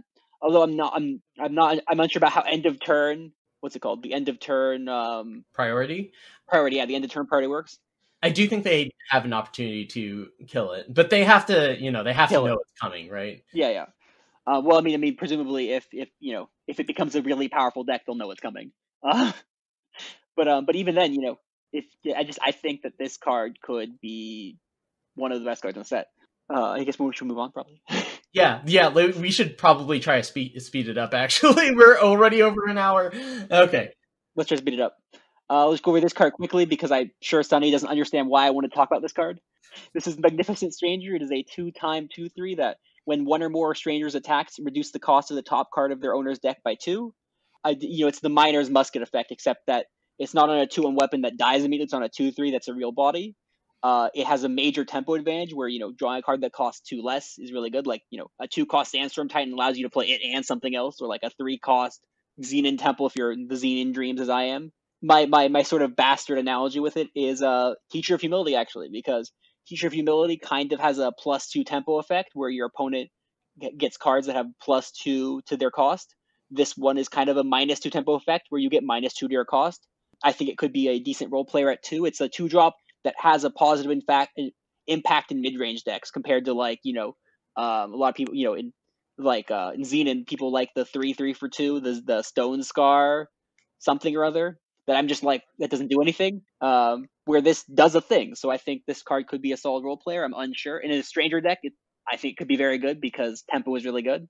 Okay, so moving on. This is an exciting one. Illyrian Kirin. It's got really interesting artwork. It's 1 cost for a 1/1 single time. It has flying, and it says spells and weapons cost 1 more. It's worth noting that this is a mirrored effect, so it affects your own spells and your weapons. It has Mastery to play all power cards from your hand. So it's really interesting. It's a taxing effect for your opponent's spells and weapons. It's going to be really good in some matchups and then really bad in others, I think. The fact that it's a 1/1, like, the size is not good enough, and the mastery doesn't, I don't think it matters too much. Like, you might be able to get 1 power out a little faster. So the cute thing about the mastery is that it's designed to mitigate the symmetrical effect for yourself. If you play extra power from your hand, then your spells or weapons costing 1 more is slightly less impactful on that turn. So that's the cute thing there. It's important to note that this is always tempo positive unless they play like Fire Main Lion, because even if they snowball it, the snowball costs 2. If they're playing Vara's Favor, it costs 3. It's like, I would take that tempo. Presumably you're playing some sort of aggro deck or tempo deck. I'd take that trade any day of the week. This seems like it's going to be pretty decent in Night Maul, or just Elysian tempo decks in general. I like the card a lot. Yeah, I think you have to change what you do with Night Maul if your plan is to do this, because then your Equivocates cost 3. It's also really interesting because it can shut off even decks. Oh yeah. That's one of the best parts about it. If you really hate even-handed Golem, play this in your rebuild Elysian tempo and play this. You will destroy the even deck because it's really hard to deal with for them because they can only get rid of it really with Equivocate that costs 3. Because importantly note, the Spell Shaper with Equivocate costs 5. Then that being said, it's still decent with Spell Shaper on 3 because it's still a flyer. So yeah, it's not terrible there. For if you don't know why it turns off Equivocate or turns off even-handed Golem, it's because the cards in the deck should cost 3. So even-handed Golem checks and sees that there are odd cards in the deck and doesn't draw. All right, so I think it's probably going to see play. Back it up with some sort of relic buffs, like some sort of obelisk deck. Majestic Skies, even. Yeah, the Skies card that we'll get to, the Illusion relic that we'll get to. All right, let's move on. Timidity. Okay. 2 cost, Curse, Justice. The Cursed unit can't attack. I'm excited for this. I love playing my Curse decks. I think Permafrost has been pretty unspectacular in Curse decks. I'm excited for something like this because you don't care about your opponents being able to block. They can block. You're not attacking them. especially in curse decks, because a lot of times you are the flyers, and a lot of the times the curse you're trying to curse is not a flyer. I mean, one of the problems in curse deck is Elysian is a really tough matchup because they play a smuggler, they play an hourglass, then you just have nothing to do. This time you play a timidity on their unit instead of hourglass, instead of a permafrost, and suddenly their units are just stuck forever in Elysian. It's great. Yeah, so I'm looking forward to playing this with Outcast Fortress. We'll see how well it goes. I think it's going to be a solid role player in the curse deck. You know what? It might see a reasonable amount of play in other control decks. The next card is a pretty sad one in a sense, in that the Unseen have never been a tier 1 deck or even really a tier 2 deck. But this card is pretty powerful, kind of, and it could push them over the top. It is a 2 Justice, 2/1 Outcast Elite Unseen with Aegis, which is obviously a really powerful ability. And when you play another Unseen, it gets a random battle skill. So Unseen care about battle skills. This gives your other Unseen extra battle skills. Hopefully they don't get reckless. But it seems like it could be what pushes them to the top. I somehow still doubt it. Unseen, especially with the random part. But yeah, it's there. It could be decent. And let's move on. Well, I just want to say that a 2/1 Aegis, that's a body size that you should pay attention to. We'll see how good the other effect is. I suspect it's not going to be good enough to make a 2/1 Aegis what you want to play. It's not like Warcry on Crown Notch Paladin. So I don't think it's going to make the cut, but anytime something has Aegis, you really have to pay attention. All right, let's move on to Elaw's Nightmare General. Why don't you tell us about it? And I think this card is kind of bad, but it is a legendary and it is a curse card. And for completion's sake, I'll quickly go over it. It is a 2 Justice 3/1. It is a Nightmare Paladin. Your curses can't be killed. Elaz himself is invulnerable to damage when the enemy player and each of their units are cursed. So you literally have to curse literally everything they have, and it's invulnerable to damage. The problem is play it on turn 2. Have you curse the enemy on turn 1? Probably not. There's very few good ways to curse the enemy player itself, excluding 4-drops that are conditionally ways to curse the enemy player, or like Avagraft or Sadidi, which again 4-drops. The other problem is that if you play it, it's like, oh man, you work really hard to get it, and you get just the 3/1, which is okay, and it can be killed by literally anything, because it's a 3/1. And the other problem is that, say you worked really hard to make it invulnerable to damage, the opponent plays a 1/1 cultist on their turn, and suddenly it's no longer invulnerable to damage, can be killed by anything. So the card is bad. It's also double justice on turn 2, which is also hard to get to. So yeah, I think the card is bad. Yeah, I think it's going to be tough to make it work. It's weak against anything with ambush. Against anything. Yeah, I mean, you could see a situation where we don't know what all the curses are. If there is a curse that you want to be playing on your opponent reliably, then I could see this being, especially if it's on turn 1, I could see this being somewhat reasonable, but I don't have terribly high hopes for it. I think this is going to fall into the tax collector bin. I was about to say it's good versus Pride Leader, because Pride Leader kills curses. And I was like, oh wait a minute, it has ambush, so Pride Leader still just kills it. Yeah, it's good with Kuro, because you can play your curses at fast speed to then make sure that it can always be invulnerable to damage. Boom, headshot. Okay, so this next card Sunny's more excited about than myself, so I'll let Sunny talk about it. All right, so this is Kodash's armor. It's got a lot of text. It's a 3-cost relic for double justice. Your exalted weapons get played on each of your single faction units instead. Spellcraft 3, play Zolta Convoy. Pay 5 to give one of your single faction units +5/+5 in this turn. Holy cow, that is a lot of text. I think the first line basically just doesn't matter at all. Just to clarify, the only way the first line of text actually does anything is that you have to have 3 units in play, some of which are single faction, and then you have to have an exalted unit die. Now, obviously, it feeds itself, right? So if you play Zolta Convoy, you'll have 2 single faction units. But again, it's a complicated scenario. So that's why the first line of text is less important than the extra ones. But yeah, anyways, I'll let Sunny get back to it. Yeah, so I think that the bottom line of text is actually kind of interesting. Pay 5 to give one of your single faction units +5/+5 until end of turn, or this turn. That's a really big buff. Aggro decks might be into that. I don't know how you can get up to 6 to reliably play Zolta Convoy on it, but it's super clunky for sure. Do you really want to pay 8 to give one of your units +5/+5? Because you have to pay. I mean, obviously you pay 8 in installments, but on turn 3, you're going to take off turn 3 to play this and then play it on turn 5. You also, I mean, on turn 3, you can quote unquote take off turn 3 to play Zolta Loyalist, the shift 3 drop that gives you the Paladin Oathbook ability. Which, first of all, we're only playing this in the market if we are. I think it's like okay.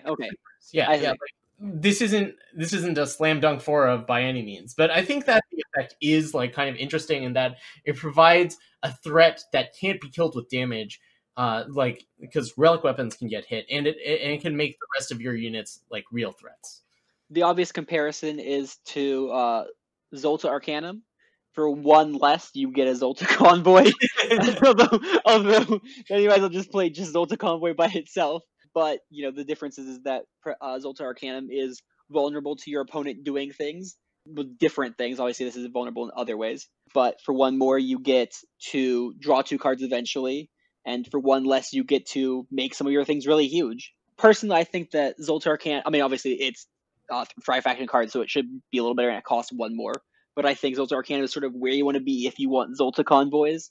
But maybe one of them in the market could be good. I don't think so. I think it's going to be. This is one of those cards that I think just has like an outside shot of being draft bomb. Well, yeah, obviously it's a draft bomb, but like it's the type of card that shows up sometimes, and you're like, I didn't think that the card was going to be right for the situation. But like occasionally, it's just like the metagame works in a way that this is actually an effect that you would want.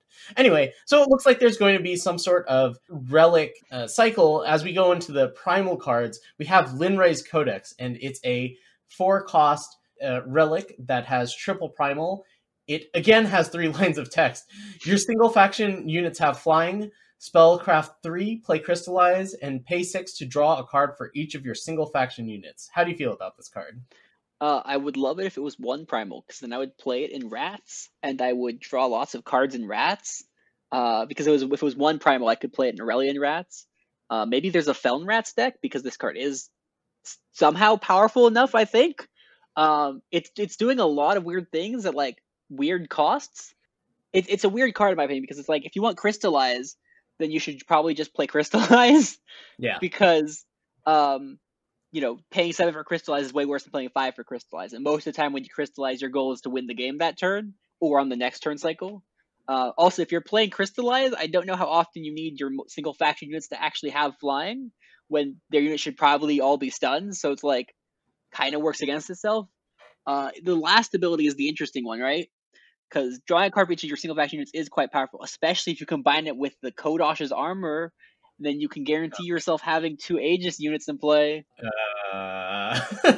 So realistically, I think that this works really well in a deck that's like mono fire aggro or like mono time aggro. I don't know how you're getting up to that triple primal, but like those are the type of decks that really would love to have all of their units have flying. Time traditionally has a really tough time with flyers. Their best answer is Sandstorm Titan and hope that your opponent doesn't have a Vanquish or Valkyrie Enforcer. Oh, man.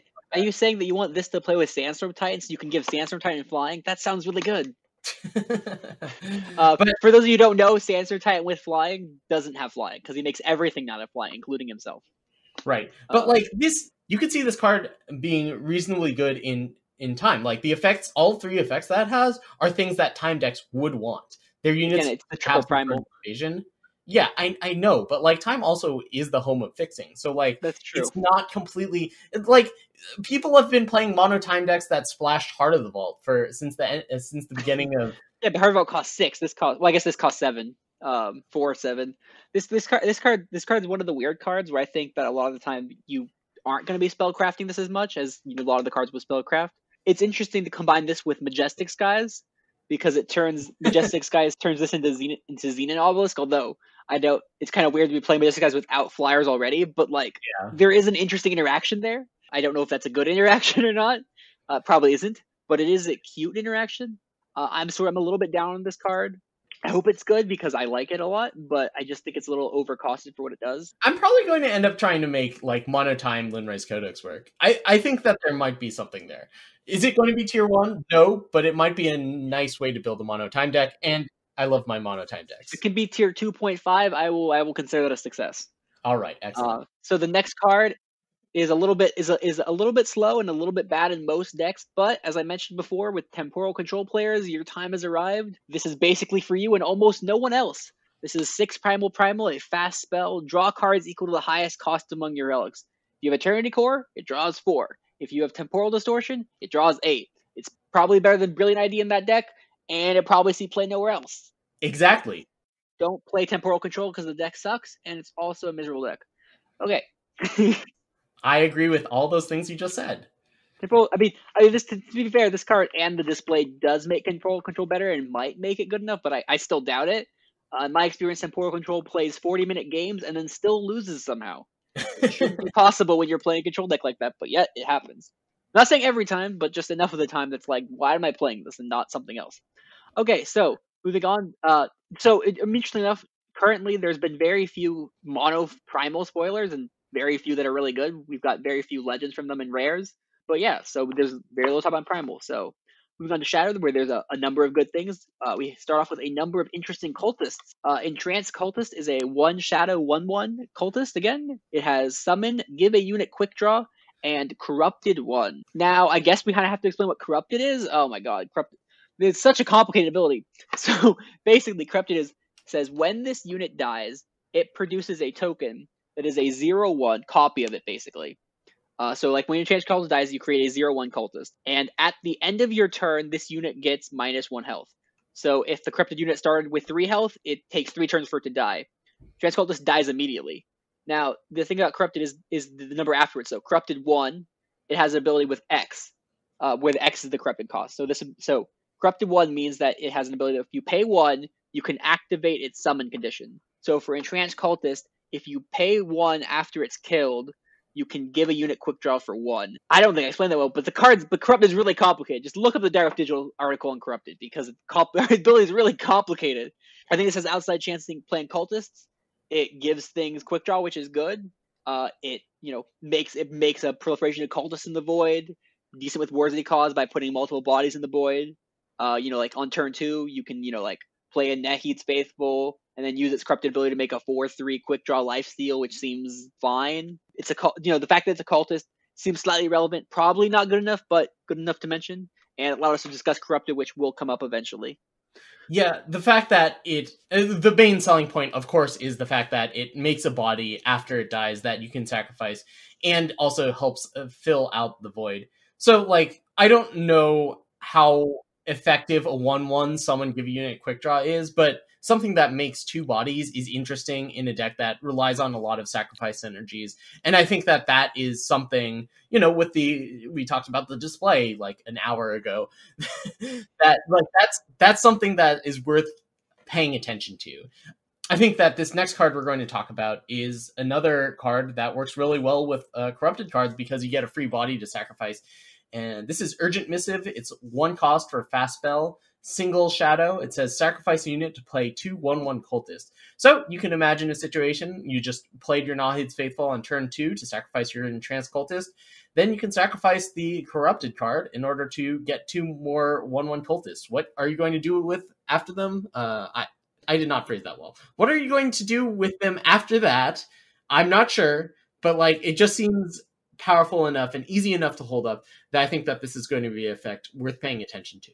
The obvious comparison is Devour, where Devour's effect is probably stronger, but 1 is a lot less than 2. Even though it's only 1 less than 2 technically, 1 is a lot less than 2 because oftentimes you'll have 1 power left over, whereas 2 means you kind of have to, leave, you kind of have to really work to leave 2 up, whereas 1 you can just sort of leave up. Also, creating more bodies to be more sacrifice body in the future is really interesting. Making more cultists is interesting because of the cultist synergies. Seems like it could be decent. The next card, however, is a lot stronger, and presumably we'll see quite a number of play.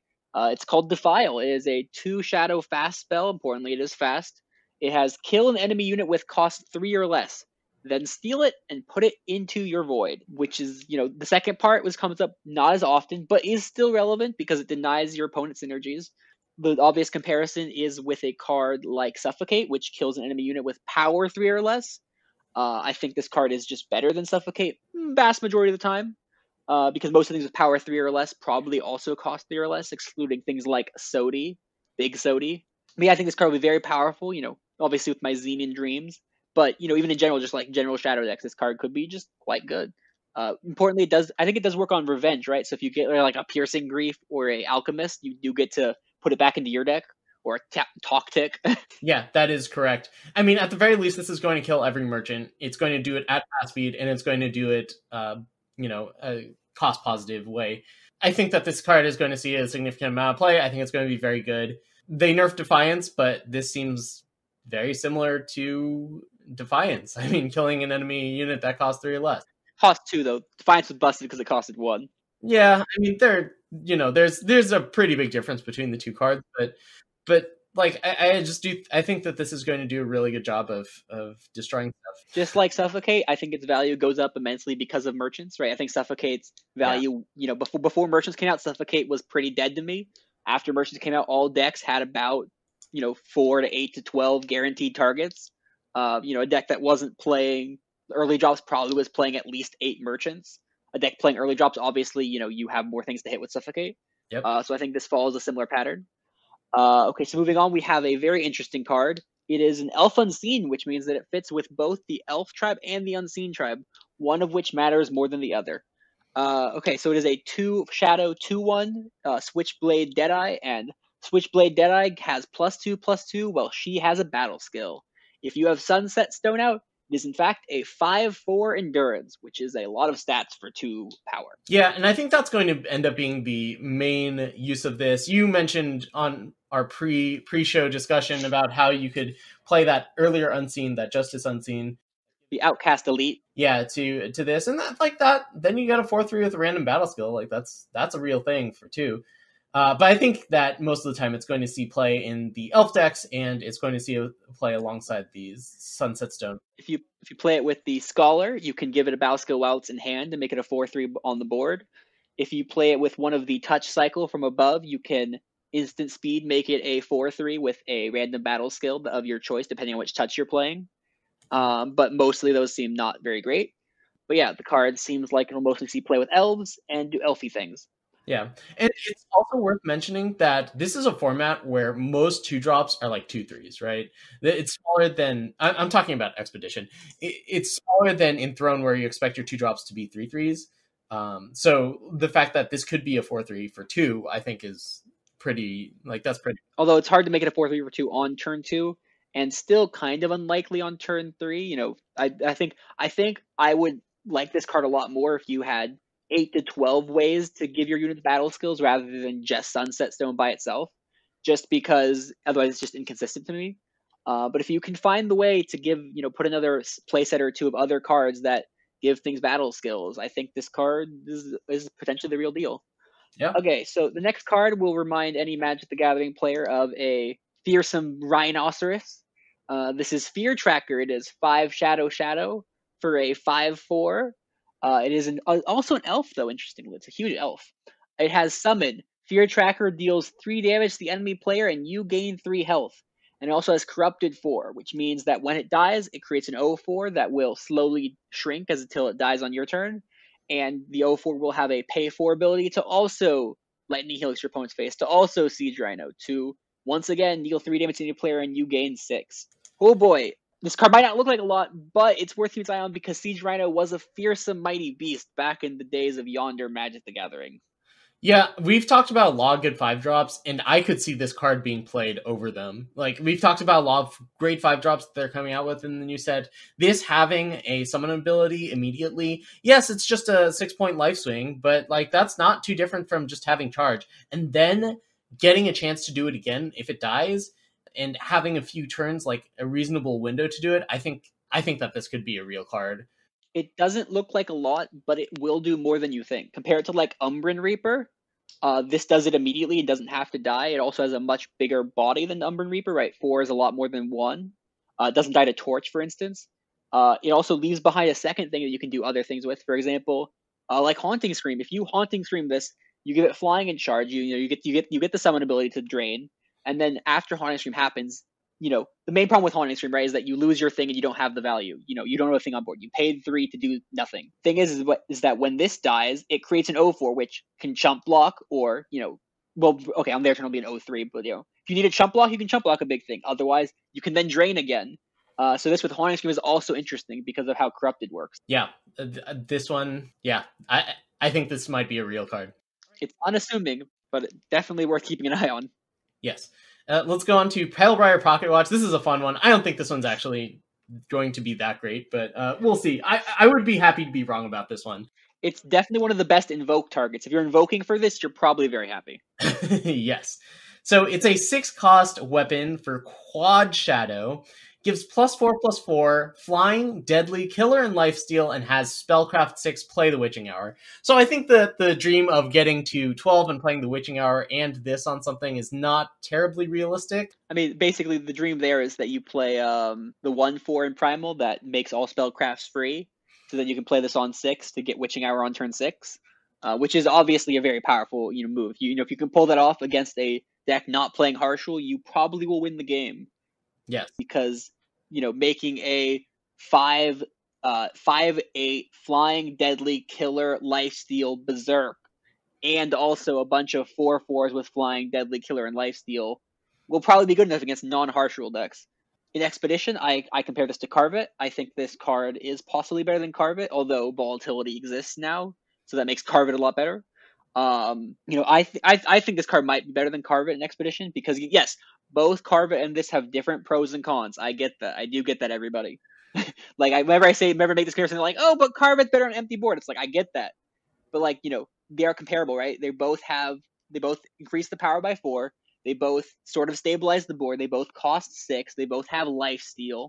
The reason I like this one more is because, you put it on a unit and you can kill one of the enemy units. You can gain more than 4 life. So yeah, I think I personally like this one a little better than Carve It, but I can see why other people would not. Yeah, I agree. It's probably better than Carve It, probably worse than Impending Doom, which is what I usually compare Carve It to. I guess you just have to treat the Spellcraft 6 as flavor text and not try to get up to it. The Quad Shadow is kind of tricky, but we've seen decks that play Tazbu, so it's not completely outside the realm. And we'll have to see, right? We'll have to see what Expedition looks like. I would be happy to see this in... That being said, if you were playing a Merriest Mandrake and a... oh my god, I forgot the name of it. Okay, what's the 4-cost Xenon relic that has Life Force? You get an extra power? Mask of Torment. Yes, I can't believe I forgot that. I love that card. I literally crafted 4 of them when they cost 5 and the ultimate was 30. But anyways, let me get back to this. If you combine this with Mask of Torment, you can very easily reach 12 power, which, not easily, but, it'll be more doable. And obviously, this is a powerful effect you can pull off. So that would be realistically the only deck I would expect to see it in for its full cost is in sort of the Mimi Mask of Torment decks. And I love those decks, so I hope people play it. Okay, so finally, we have the multi-faction cards. We have, starting with a Skycrag card called Spellbound Visage. It is 2 fire primal for a relic. Your dragons cost 1 less. Your spells deal +1 damage while you have a dragon, which is I'm not too up on it, but I know a lot of people are, so I figured I should mention it. Cost reduction is a powerful effect. That's not to be underestimated, to be fair, right? Making your Eclipse Dragons cost 4 is really good. Making your Teething Ups cost 1 is really good. And if you're playing a bunch of dragons, having the spell damage is also pretty good. So, it kind of does a number of moderate to small things. So I can see this card being very good. I was contemplating putting it with Oni Dragonsmith, although that probably doesn't fit in the same deck. But if you did that, you would get to double up on your Dragon Reduction, which would make Dragon Reduction more consistent, which is kind of why I was looking at the two of them. What do you think, Sonny, about Spellbound Vestige? Yeah, I think it's good in Skycrag Dragons because I don't think their options for 2-drops are quite as good as Stonescar Dragons. So it is pretty interesting. I don't think it's as good as the Oni Dragonsmith, but I think that card's pretty ridiculous anyway. It might be good enough. Those types of decks, they do rely on damage-based spells. Conflagrate, most notably. Sure. Maybe with this Char. Cinder Clutch can be Char. Yeah. Oh my god. We're not going to see Cinder Clutch. Yeah, probably not. Stop trying to make Clutch a thing. Hey, I don't know. If you can reliably get this, Clutch is a really powerful card. If you can actually turn it on, it's just difficult to make sure that's reliably turned on. I guess with this and 1 dragon, Clutch becomes a Char, so that's pretty decent. Yeah, a Char plus get 2 3/1s. Yeah, that's yes. Yeah, char plus Yeah, plus. sure. So like, I'm not I think against it. I think the cost reduction is the big part. Being able to go like Dragonsmith into Eclipse Dragon seems great, especially if you have like a Dragon Forge in order to tutor up something else. But I think it's worse than like Dragonsmith. And if there's a good 2-drop that Dragon deck will want, this probably just isn't as appealing. I think some people were suggesting in a bigger Dragons deck, right? Because the Oh yeah, downside to Dragonsmith is that if it dies, you lose the cost reduction, right? So if you're playing more Thunderstrike Dragons or Spit Flame Draconuses, then this card is a more permanent cost reduction effect, which is the upside to it compared to Dragonsmith. yeah. Actually, now that I think about it, that there's that 6-cost dragon that we got with the latest campaign, right? That seems really good with this. Yes, that's Spit Flame Draconis. Just for the record, Split Flame Draconis is a 6/7 for 6 that when you play it, it will stun a unit until the Split Flame Draconis is dead, and you can pay 4 to deal 1 damage to something. Yes, and if it has endurance, kill it. Oh yes, I read about that part. It's a pretty powerful card, and I think that Skycrag was falling behind Stonescar as far as how good the Dragon decks come out. So this will be a nice bonus to it, maybe, probably, maybe. I don't know. We'll see. Okay, on to Strange Burglar. Why don't you tell us about Strange Burglar? Oh boy, this card also has a lot of text, just like every other card in the set. Strange Burglar is a 4-cost. I think this is why the set review is taking so long, because all the cards it just takes so long to explain. This is a 4-cost 5/4 for Fire Shadow, so it is a Stonescar Stranger. It's a Rogue Stranger this time, although we haven't seen any Rogue support yet. Strange Burglar has whenever a player plays a Stranger, their units get +1 attack this turn. This includes the Burglar himself. And he has a second ability that you can pay 2, exhaust Strange Burglar, and sacrifice another unit to draw 3 cards and take 3 damage. I mean, people are saying this is like the second coming of, I don't know, cards that draw cards. Take that line out of the editing. Take that line out of the editing. Nope, it's in there forever. No. So I don't think that this is that good. I think that paying, using power, exhausting this, and sacrificing something is just incredibly tempo negative. Like, I think you're just going to die if you do that. So I don't think that this card is that great. It's a 5/4 for 4. Oh, I guess it's a 6/4 for 4. No, No, it's it's just a play 5/4 for 4. Yeah. So the benefit is, so like if you put it in like a Grenadin deck, for example, the benefit is like, say you assembly line on turn 2, you play Strange Booger on turn 4, you get a bunch of 2/1s. Presumably you also play other things on turns 1 and 2, but you get a bunch of 2/1s, right? So you get a mini rally, you can get some damage in, and then in future turns you could sacrifice those Grenadins. If they kill the Strange Burglar, you still get your value out of the mini rally, so it's not like it's valueless. And if they don't kill the Stranger, you get to start drawing cards. The effect is incredibly powerful because one thing Eternal has done is it's very much limited our amount of card draw in the game. They have put card draw at pricey values. They have correctly identified the power level of card draw. This is one of the most powerful ways we have to draw cards, really, which is why you have to take 3 damage, right? It's like a Fenris, except you get to draw 3 cards. One place I could see it potentially in is sort of a 4+1 scenario. You know, remember the markets episode of FE from earlier, 3+1. The 4+1 in a Grenadin's list is you put 4 Stonescar Scrappers in the main deck, and you put 1 Strange Burglar in the market. And that way you can have access to Strange Burglar when you need it, but more often than not, you're probably going to want the Stonescar Scrappers, so you can keep those for main deck, and then you can put the Strange Burglar in market. And also benefit there, aside from the 3+1, is that Strange Burglar is a more unique effect. It's sort of a more flexible effect that you might want in the market. It also means that if it happens, it probably won't, because fire markets are really good. But if you really want to have a black market, you can 4+1 with a black market versus, you can't 4+1 with a regular market, obviously.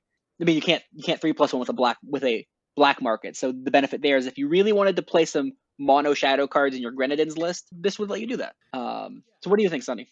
And so I think that this is not as good as Stonescar Scrapper, which is obviously the big comparison. Yes. It does draw 1 extra card, though, and it sacrifices 1 less unit, but you take more damage. Yeah, they activate on turn 6, but Scrapper does a great job blocking. It gains life passively. Its effect just costs less if you're doing it turn after turn.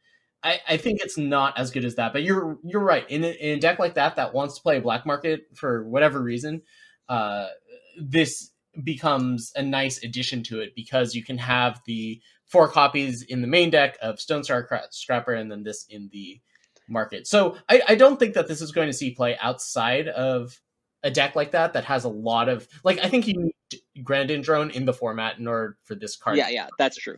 Consideration. I'm also not saying that Granadins would be better with a black market. I'm saying if the Granadins list would be better by the black market, this is an important consideration to consider when you're considering your market.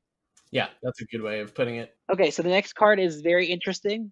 I think it's interesting because we saw Sunset Stone earlier be really powerful, just as being a 1 cost less than Xenon Obelisk, a conditional Xenon Obelisk being very powerful. Majestic Skies is 2 costs less than a Xenon Obelisk, but also conditional. It is 2-time Primal Relic. Your units with flying have +1/+1, but that's not all. It also has an ultimate. Pay 6 to draw a unit of your choice with flying from your deck, which is really good, actually. I think this card looks great, because not only do you get the Obelisk effect, but you also get to draw the card eventually. Yeah, this is interesting. Cards like this in Magic have seen play in Standard occasionally, and I think that this is going to be pretty similar. Like, the card that you want to play with it, obviously, is Ava. Like, that sounds like such a dream. Oh, God. I didn't think about Ava. Yeah. So, I mean, it's a cheap effect for the pump, and I think that, that's pushed enough so that we'll see some decks trying to play a lot of flyers. It definitely works really well with a few cards that we've mentioned earlier. Maybe not both of them. Humbug Swarm. Yeah, Humbug Swarm, and also the Kirin, Alluring Kirin, because Alluring Kirin. Yeah, actually, Alluring Kirin into this, you hit the mastery right away. Relics aren't slowed down by Alluring Kirin, so you could get like a ridiculously fast start. That's because turn 2 with Alluring Kirin is probably the best time to get the mastery. If you're doing it on turn 3, that's just possibly too slow to make an impact. Whereas on turn 2, you could possibly dump out 2 power from your hand and then put into play, I don't know, like a Teacher of Humility or something. Maybe Teacher is good enough in this Flyers deck anyways.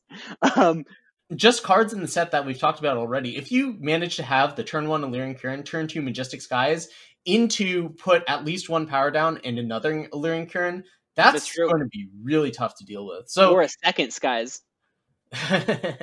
Yeah, so like I think that is good enough to like, that start alone is probably good enough to like build a deck around. Also, you get the Daring Griffin, and its ultimate is really good insurance because, I mean, yes, it is very expensive, right?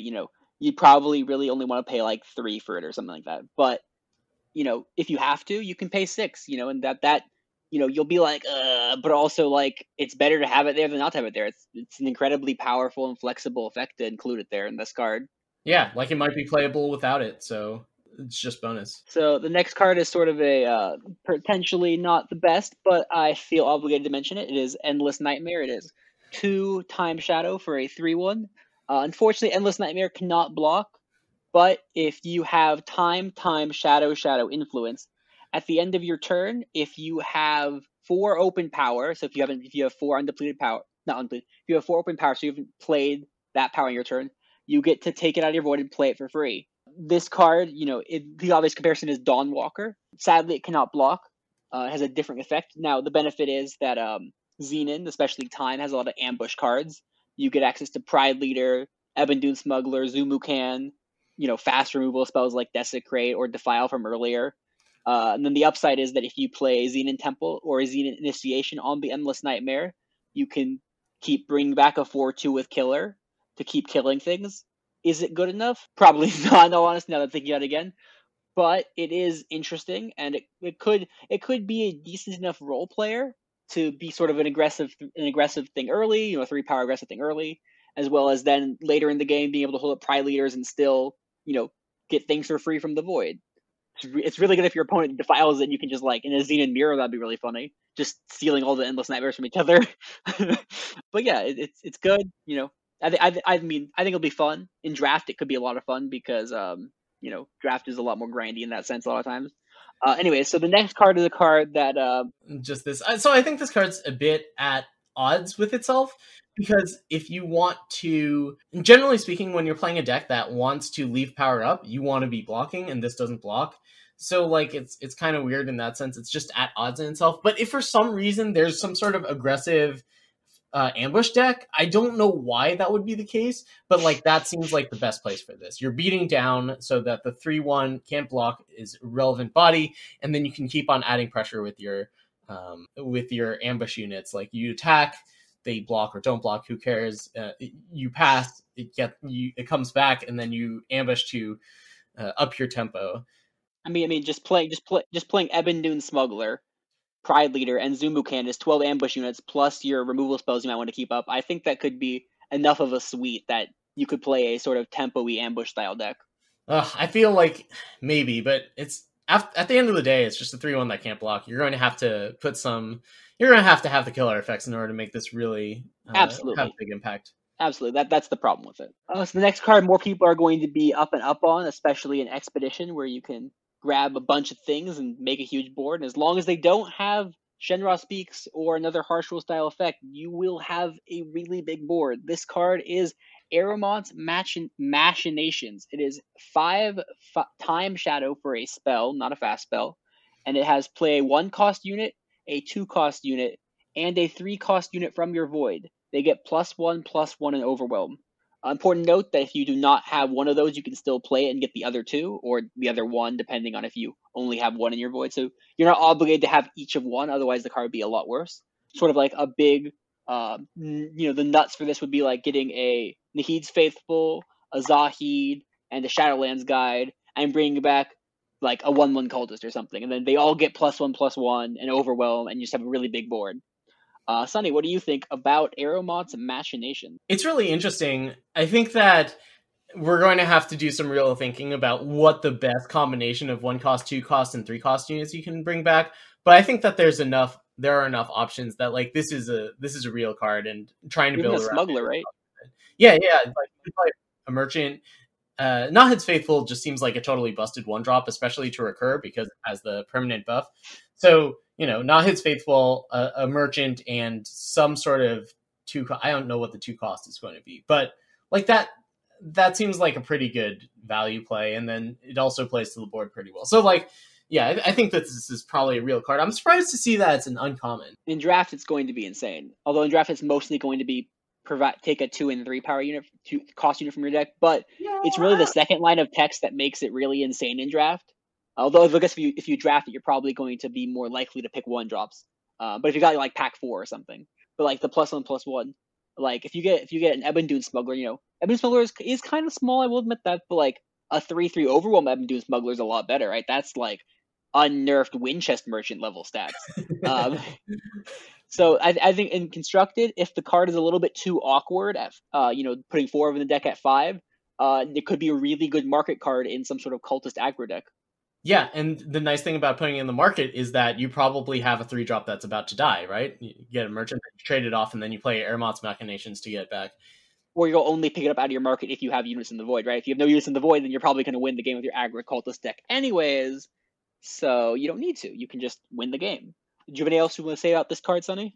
No, it looks sweet. I'm excited to try playing with it. Okay, so if this is the last of the spoilers we're going to mention, if there are any other relevant cards you think we missed, either mention them in the comment section below or in the Discord, because presumably there's going to be at least a couple. But we'd love to hear your thoughts on our thoughts, and that should be all from me. Sonny, would you like to take us away? Yeah, have fun reading all these cards, everyone. It's going to take a long time, and boy, are we going to forget lines of text on things. This is going to be something. At least, like, it's not like Questing Beast where the lines of text just don't make any sense. Hopefully. Oh God, please no Questing. Yeah, I'm excited to play with a lot of these cards. It looks like a lot of fun. It looks like the power level is pretty pushed, so these cards are going to be pretty relevant. I'm really excited to see what Expedition is going to look like what is even legal.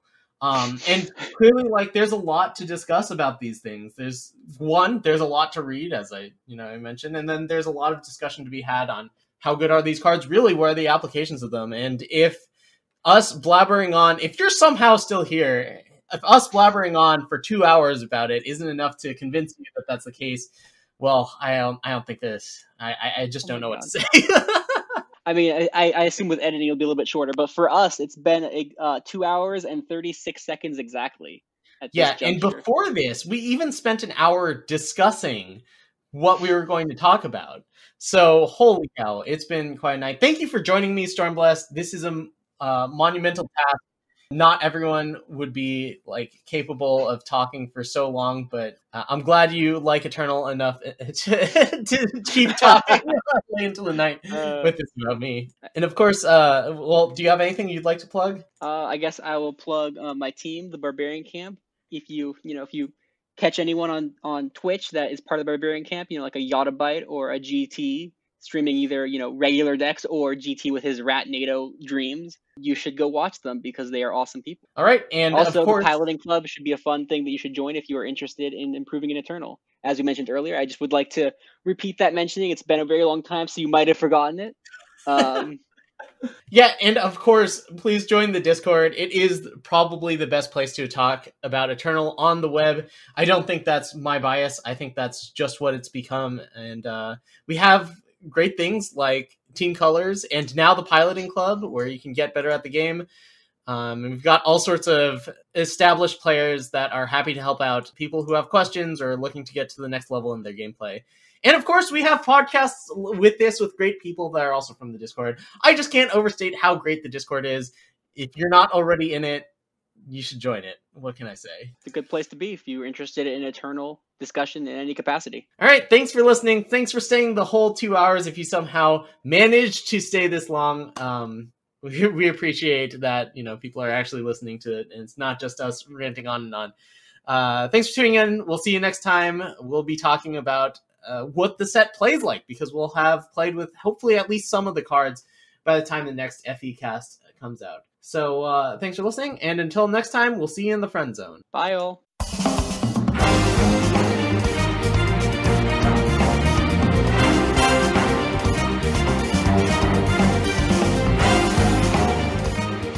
Are you looking for the best place on the web to discuss Eternal with other players? Well, you're in luck, because you just found it.